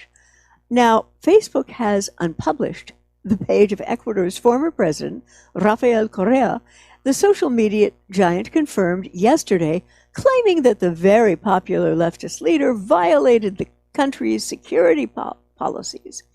And so what Ecuadorian President Moreno has done is to literally have thrust a dagger into the heart of free speech today. Oh, Julian Assange's mother had some harsh words for him. Yeah. And after he allowed a foreign country's authorities into his nation's embassy in Britain to arrest the heroic whistleblowing and award-winning journalist, Julian Assange. Now, what was Moreno's quid pro quo in order to commit this betrayal? A $4.2 billion loan guarantee from the IMF, and just when this country was in desperate financial need. Yes, absolutely. Mike, how coincident is that? That was the blood money. Yeah. Okay. Yeah. And, for $6 billion, they just would have chopped Assange up inside that embassy, the way Khashoggi was over there in the Saudi embassy. Yes. Because that's what embassies are for. Yeah, chopping other countries' journalists up. Yep. Yeah, okay. Absolutely. And another very disturbing story, again, out of blacklisted news. Apparently, U.S. prisoners have lost a combination of 20,000 years of life to false convictions. I looked at that and I had to look at it again. It's terrible. And in 2018 alone, wrongly convicted prisoners lost more than 1,600 years of life behind bars. Now, this is a new record, according to the annual report from the National Registry of Exonerations, which tracks all exonerations from 89 onward. In 2018, 151 people were freed from serving sentences for crimes they did not commit. Let me run by that last part of it. For crimes they did not commit. They had served 1,639 years altogether, and average about 11 years per person. And, this just boggles my mind. The way that the U.S. treats evidence is very cavalier in the extreme. And so it's not unlikely that they're going to get those numbers, because the chain of evidence is very much not protected. Well, it's not just the evidence, because as it says right here, most of those exonerations are happening where misconduct by officials played a role. Yeah, gee, in other words, somebody's an ambitious prosecutor. I'm going to send them up to jail because I'm running for district attorney next year. Yeah, and that's another notch in their belt, right? That's exactly it. Yeah. It's just a big game to them. Mm-hmm. Where we're going to put somebody away. I'm going to get a bunch of headlines. Mm-hmm. So, and you remember how Hillary Clinton talked when she was a lawyer, boasting about how she got this rapist off with child rapist.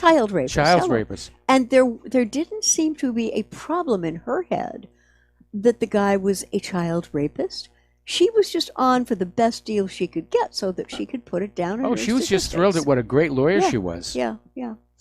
I wonder if the parents of the child who got raped thought so. I don't think so. Probably not. In fact, I understand there was a little bit of a backlash here. Mm-hmm. Yeah. And here's something that every one of us who is driving a used car or a new car needs to know.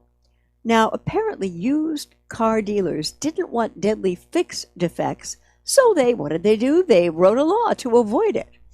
And apparently the guy, Carlos Solis, never knew he was driving with a shrapnel bomb inside his steering wheel. That would concern me, too, if I knew about it.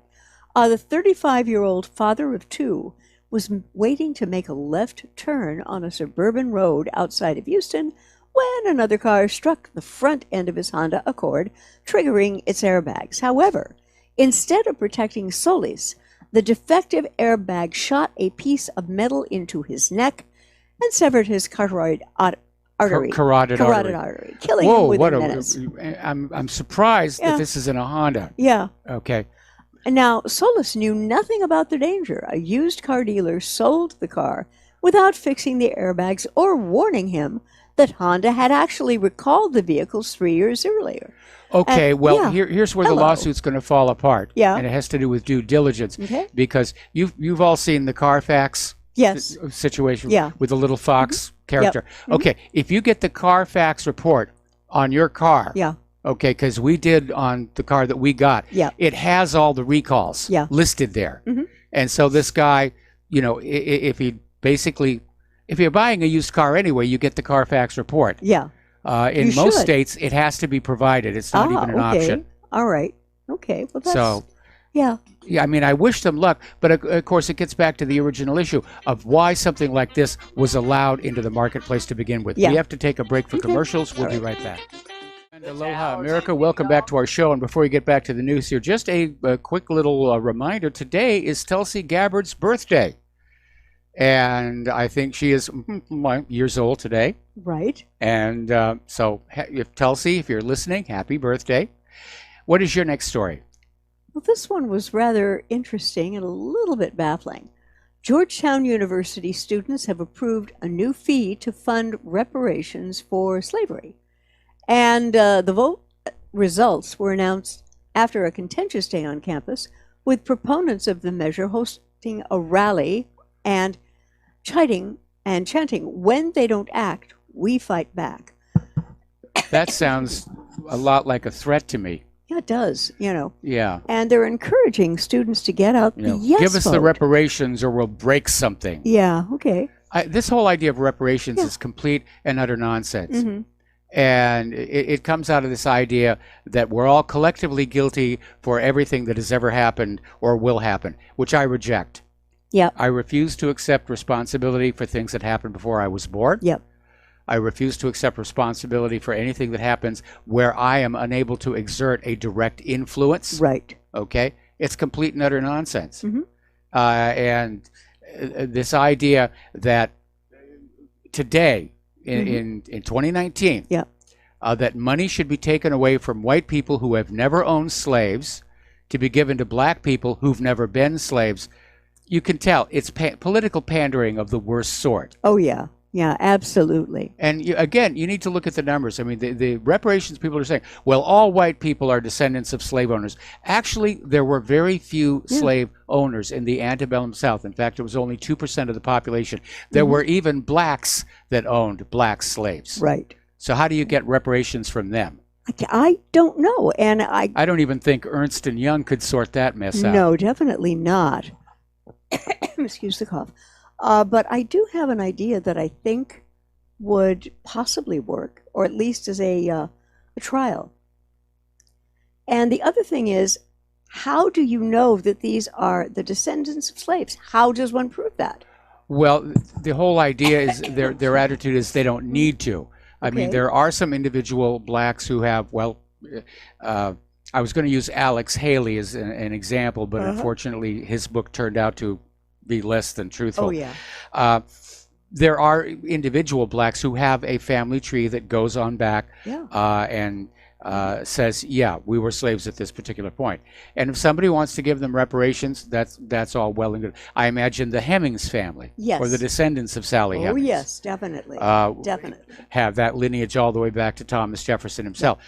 But the attitude from the reparations people is it's all a collective guilt. We don't have to prove that any one of us was a descendant of slaves. We are all effectively, collectively, the descendants of slaves. You know something? I wish sometimes these collective descendants of slaves would take a look over in Africa at what happened to those people who were not brought to the United States. Yeah. Okay. Because if they want to get away from the American history of slavery, they're welcome to go back to Africa and take a look at what life is like there. Because if you want to talk about reparations for slavery, look at the improved lifestyles of the descendants in terms of health and access to education. And I mean, they're living much better here than they would be in Africa. I agree. I agree. And what? I need to readjust your microphone. All right. Okay. There we go. Okay. Now, I think I have another way of helping any kid that's at risk in an inner city. Excuse me. Now, there are private educational models, like the Kumon, like... Would you like me to, talk a little bit while you clear your throat? Yes, I'm so sorry. Okay, all right. Well, we're going to do that. And so over here, apparently Brussels is giving Theresa May yet another shot at killing the Brexit deal. As we mentioned yesterday, there is a new deadline out there, Halloween. And basically they're saying that either May's deal will pass or Parliament will be forced to revoke Article 50. In other words, the idea of a no-deal Brexit is now out there, and they're saying you either come up with a deal that the EU and Parliament like, or Brexit is off, which is, of course, what they have really been wanting all along anyway. Okay? So, may I? Whoops. Yes, that was not good. All right. All right. There you are. Let me turn up your microphone again. Thank you. And you are now live. Mm-hmm. But I was mentioning that there are private educational institutions that seem to be filling the gap where public cannot or will not. And these people do an assessment of the kid. Where are they in terms of various skills, reading, mathematics, etc. And they bring the scores up, which is why these schools are the darlings of many very affluent parents who are looking at public schools and thinking, send my kid there? I don't think so. I don't think so either. Yes. All right, we got to take another break for commercials. We'll be right back. And aloha, America. Welcome back to our show here. And what is your next story, Claire? The next story is almost too ugly to believe, except, they've got the shots, they've got the video. And apparently a 16-year-old girl was tasered and dragged down the stairs at her school after her teacher calls police over a dispute about the kid using her cell phone in class. And apparently, again, public school, I want to keep reminding you of this because people who are sending their kids to public schools need to be aware of what's going on. And her name was Denigma Howard, 16-year-old kid, and she was involved in an altercation with officers at a Chicago school. Now, 2 officers restrained the teenager and then used a stun gun while she was on the floor. And her dad was apparently there, recorded the violent incident on Tuesday. And Chicago police are claiming that this gal bit officers while being escorted from the school. Now, new footage captures more of the distressing confrontation as Howard's family files a lawsuit against the officers for their alleged use of force. Excessive use of force. Excessive use of force. You know, boy, how school has changed. Yeah. I mean, when I was in that little schoolhouse there in Loudon, the worst that ever happened is you'd get a rap across the knuckles with a flat ruler. Not even an architect's ruler, but just a flat ruler. That was big. And that was enough. Yeah. That was enough. And, of course, there'd be a message sent home to your family. Yeah. And your parents would say, look, you're not supposed to stack the cows one on top of the other. Probably not a good idea. Yes. Class. Yes. Okay. So I'm having a hard time wrapping my head around, if you look at the images, she's not a dumb kid, but she's acting out, and why? And, shouldn't there have been some better tools in place to take care of her? I'm going to make a guess here right now that both parents work. Yeah. And so that her nurturing, if you will, is coming from peer group pressure, from film and TVs, and live streaming stuff on the computer, and the behavior of the police themselves. We're becoming a brutalized society, and so it's understandable but regrettable that our children are becoming brutal as well. Yeah. You get a lot of this, though, and again, only in the public schools. Yes. Yeah. There. And here was an interesting story. Apparently, millions of Chinese youth have volunteered to be sent to villages in an echo of Maoist policy. And perhaps, I'm thinking about this, and maybe on the credit score, which is now universal in China, and everyone has to be a part of it. Yeah. Apparently, you could probably get some demerits removed from your social credit score for volunteering to do this. Now, this comes to us via The Guardian. And apparently, China is planning to send millions of kids, volunteers, back to villages, raising fears of a return of the methods of Chairman Mao's brutal Cultural Revolution of about 50 years ago. Well, hang on. Yeah. Okay. Why, when Israel sends their young people out to the kibbutzes, not to mention the illegal settlements, this is a good thing. Yeah. When China's doing it, it's a brutal thing. I'm not exactly sure what's going on. They may be trying to basically balance their population across China. They may simply say, we need more people in the villages because that's where a lot of the agriculture is taking place. But the spin, the tone of this article is clearly negative. Oh, I agree. And more China bashing. Yeah. And what is that recipe that you and I have talked about? Demonize, go in regime change, which would be a big trick here, to get U.S.-centric companies in charge of the resources, and having the resources only sold in U.S. dollars. Well, that's basically what the U.S. has been doing, in all these countries. Not always with a lot of success. No. And that's one reason to be concerned about this sudden rush for a new war in Venezuela. Yeah. Because this reassertion of global dollar hegemony has stumbled badly in Syria. It's stumbling in Iraq and Afghanistan. And I think that the United States is starting to realize, or the U.S. government rather, is starting to realize if they don't make it happen now, it's not going to happen at all. Like I said, I think we're going to lose this one.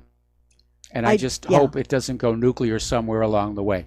I would like to hope that as well. I mean, Mike, what can they legitimately do? We know that there are both Russian and Chinese groups on the ground in Venezuela.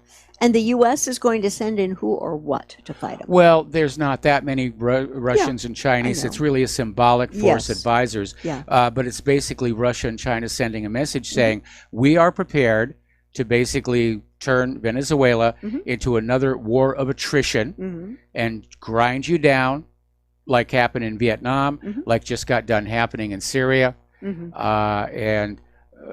That's why Pompeo's out there screaming, it's a provocation. It's a provocation for the Russians to be there, forgetting that it is the United States that provoked this whole crisis with this Juan Guaido nonsense. Yes. By the way, has anyone heard from Juan recently?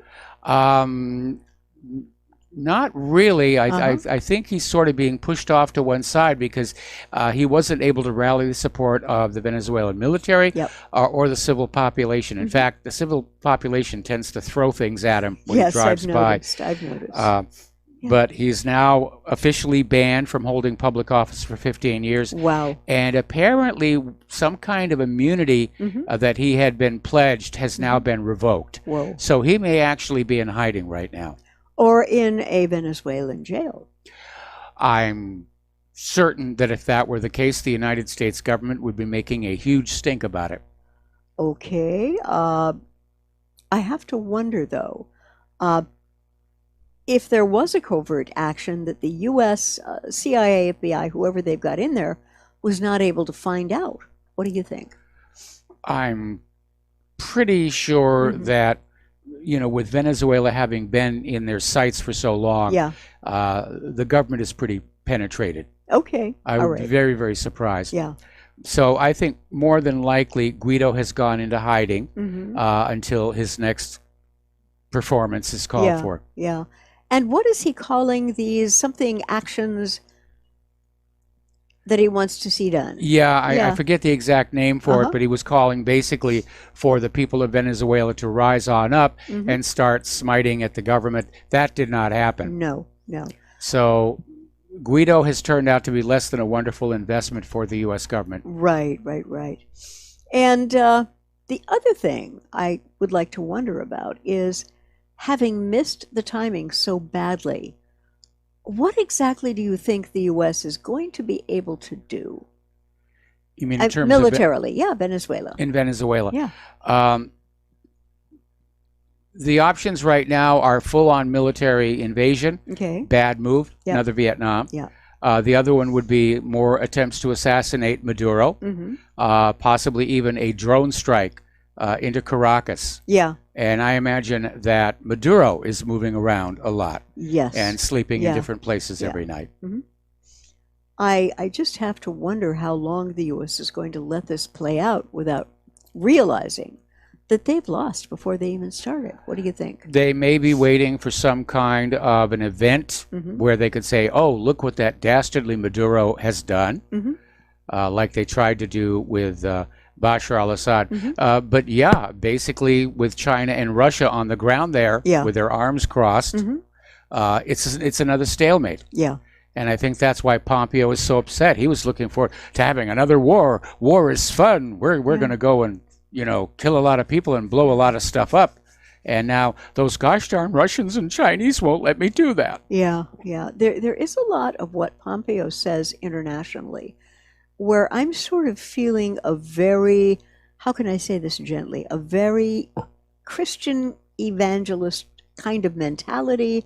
It's us against them, particularly in the Middle East with Israel. Yes, Do you very much notice so. those notes coming up? It is amazing how many of these people who are out there calling for all this blood, are purport to be religious people. Pat Robertson, good example. Yeah. Calling for a drone strike on Maduro. Hello. Whatever happened to thou shalt not murder? Yeah, I hear you. And, I'm a Christian. I'm a Methodist. I'm very grateful to be part of a church that's a big tent. Yes. And I'll have to tell you, fundamentalists of any stripe kind of set my hair on edge. Death to the fanatics. Right. Okay. And but you find this in fanatic belief in almost every major religion, except for the most part, Buddhism. Yes. And the Buddhists, to me, have always been very cool, except for the government of formerly Myanmar, yeah. Yeah, there's been some real bloodshed with the Buddhists. I I was yeah, very surprised yeah. to see Buddhists out there hacking each other to bits. I mean, I have never in my life thought that I was going to use the phrase, watch out, here come the Buddhists and they're armed. Yes. It just didn't seem to me like that was a really good thing to do. But on the other side of it, I think sometimes I don't call myself religious. I strive to be spiritual and I fall down a lot, okay? I strive. I don't always make it. But to me, that's kind of a beauty of the way Methodists understand God, because it gives you a chance and it gives you a sense of grace and something to hold on to, and a lot of good projects in which to participate, Yes. which I love as well, Well, as I've said many times before, good people will do good things and bad people will do bad things, Yep. and very often religion becomes their banner. Yeah, I absolutely agree with you on that. Yeah. And speaking of that, a banner, Betsy DeVos did something that I thought was more than a little bit, I can't quite use the word on the air, but not quite kosher. I think I'll define it that way. Okay. And apparently Betsy DeVos has quietly made it easier for dying for-profit schools to rip off a few more students on the way out. And apparently her department has quietly dropped requirements for risky for-profit colleges to set aside funds in case the schools go, yes. They go out of business. Yeah. As many of them have now. Yeah, And two of the for-profit networks subsequently shut down without owing the Department of Education Department any money. And in one case, the department actually gave $10 million back for a for-profit on the brink of bankruptcy. Mike, Yep. this is just stupid. It's ill. It's illogical. And what concerns me deeply is how deeply this administration is owned by the very industries that the DOE is supposed to supervise. That's exactly right. heck And is again, going on? it Yeah. illustrates that college education Yeah. in the United States is no longer about education. Yeah. It's about, first and foremost, indoctrination. Yeah. And second of all, it's just another financial scam. Yeah. College tuitions have been increasing way out of line Yeah. with the rate of inflation, with the idea of getting these students to take out these usurious student loans. Oh, yeah. With this promise that, hey, when you graduate with this degree in Sanskrit, there's going to be a high-paying job out there Right. where you'll pay off the student loan here in just about 6 months. Or interpretive women's dance. Or That's interpretive women's dance Hello. for men. Yeah, yeah. Okay, And- get the trans in there. Yeah, and it's so frustrating to me because the future of any society depends on a lot of factors, but what I'd call my four-legged stool is love, structure, and education that's going to mean that that kid may have a shot Yep. of reaching their dreams. Yep. And not being marginalized because this is something they want to do, Yep. but being encouraged Yep. to do what they want to do. And I have family back in the Midwest right now, and I have a wonderful sister-in-law and a great brother. And when the girls were coming up, Mom, who at that time was an RN, would stop out a little when the kids were babies. But as they got older and went going to school, she started going back to school. And so Yes. the result of all that was you had my sister-in-law and the two girls all studying together because the sister-in-law was studying for a nurse practitioner license. Yep. And the girls were finishing their junior high and high school education.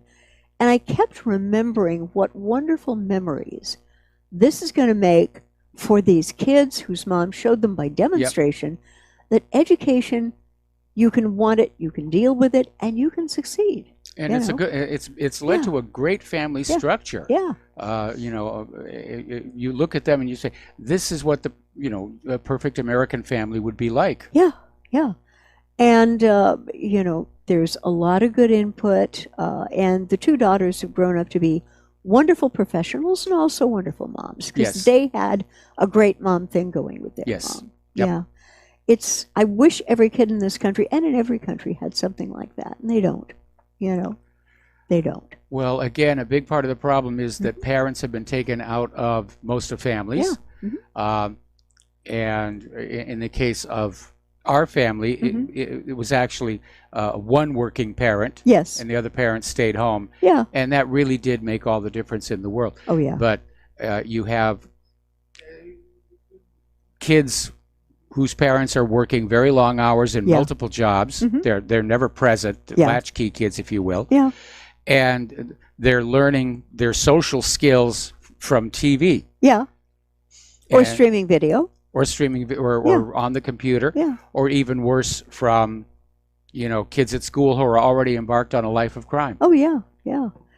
And the thing that bothers me is, Mike, we have got to find a way to spin the cycle around so that kids who aren't at risk, because mom and dad are working full time, that there may be a place for them to go that is structured, and maybe one parent can work a little bit less and spend more time home with the kids. Well, that would be really good, and I know that there are these youth centers that are set up. Yeah.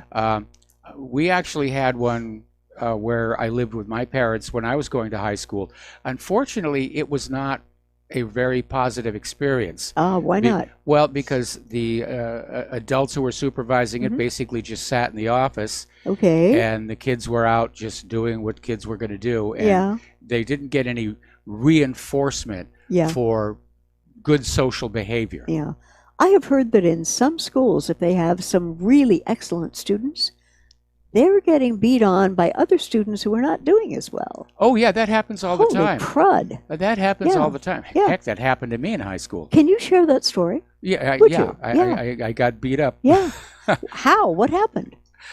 Well, I was the kid in high school. I had a slide rule on my belt, and if you're too young to know what a slide rule is, look it up online here. Yes. And I was doing very well in certain select classes, especially in science and math.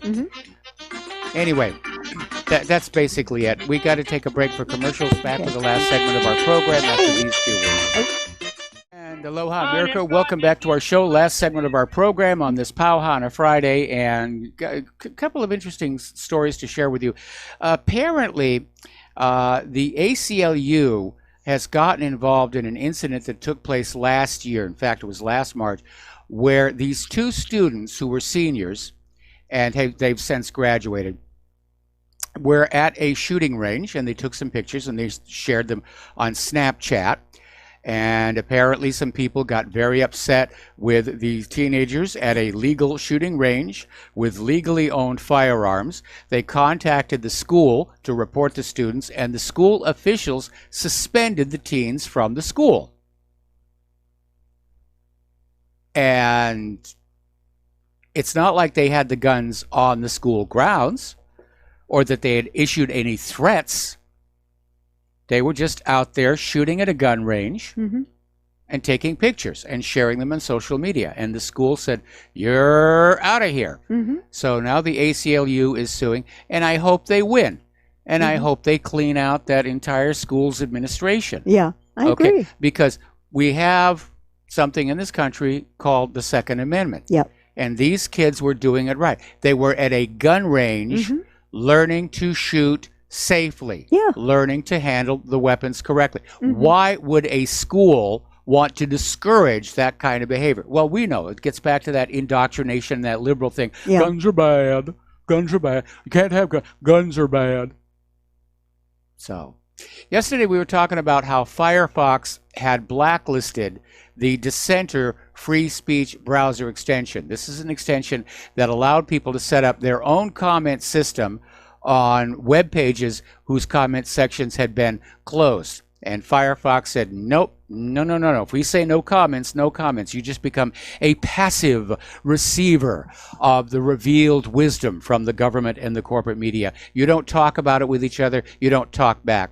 Well, apparently today, Google has also, along with Mozilla, blacklisted the Dissenter free speech browser extension.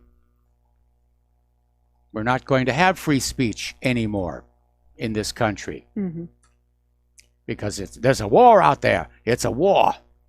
Okay, if you are a user of the very popular free VSDC multimedia editing system and you downloaded it between February and March, you probably got your computer infected. The official website of the VSDC software was hacked, unfortunately, and malware-infected versions of the apps were installed in there. So it really is out of control with the cybercrime. It really is out of control. And Mike, where is the Department of Homeland Security when all of this stuff hits, costing small businesses a fortune? Or the NSA. Yeah, hello. You know, well, I think for all we know, the cyber criminals are the NSA, and it's just another way of pillaging wealth from the American people to pay for the war. We've got to pay for more bombs. Oh, right, absolutely. Okay, I'll leave this next story until Monday. There's the music. Time for us to get on out of here. Please stay tuned for John Stadmiller. I'm sure he's got lots of wonderful things to share with you on this Friday evening. And please have a really wonderful weekend.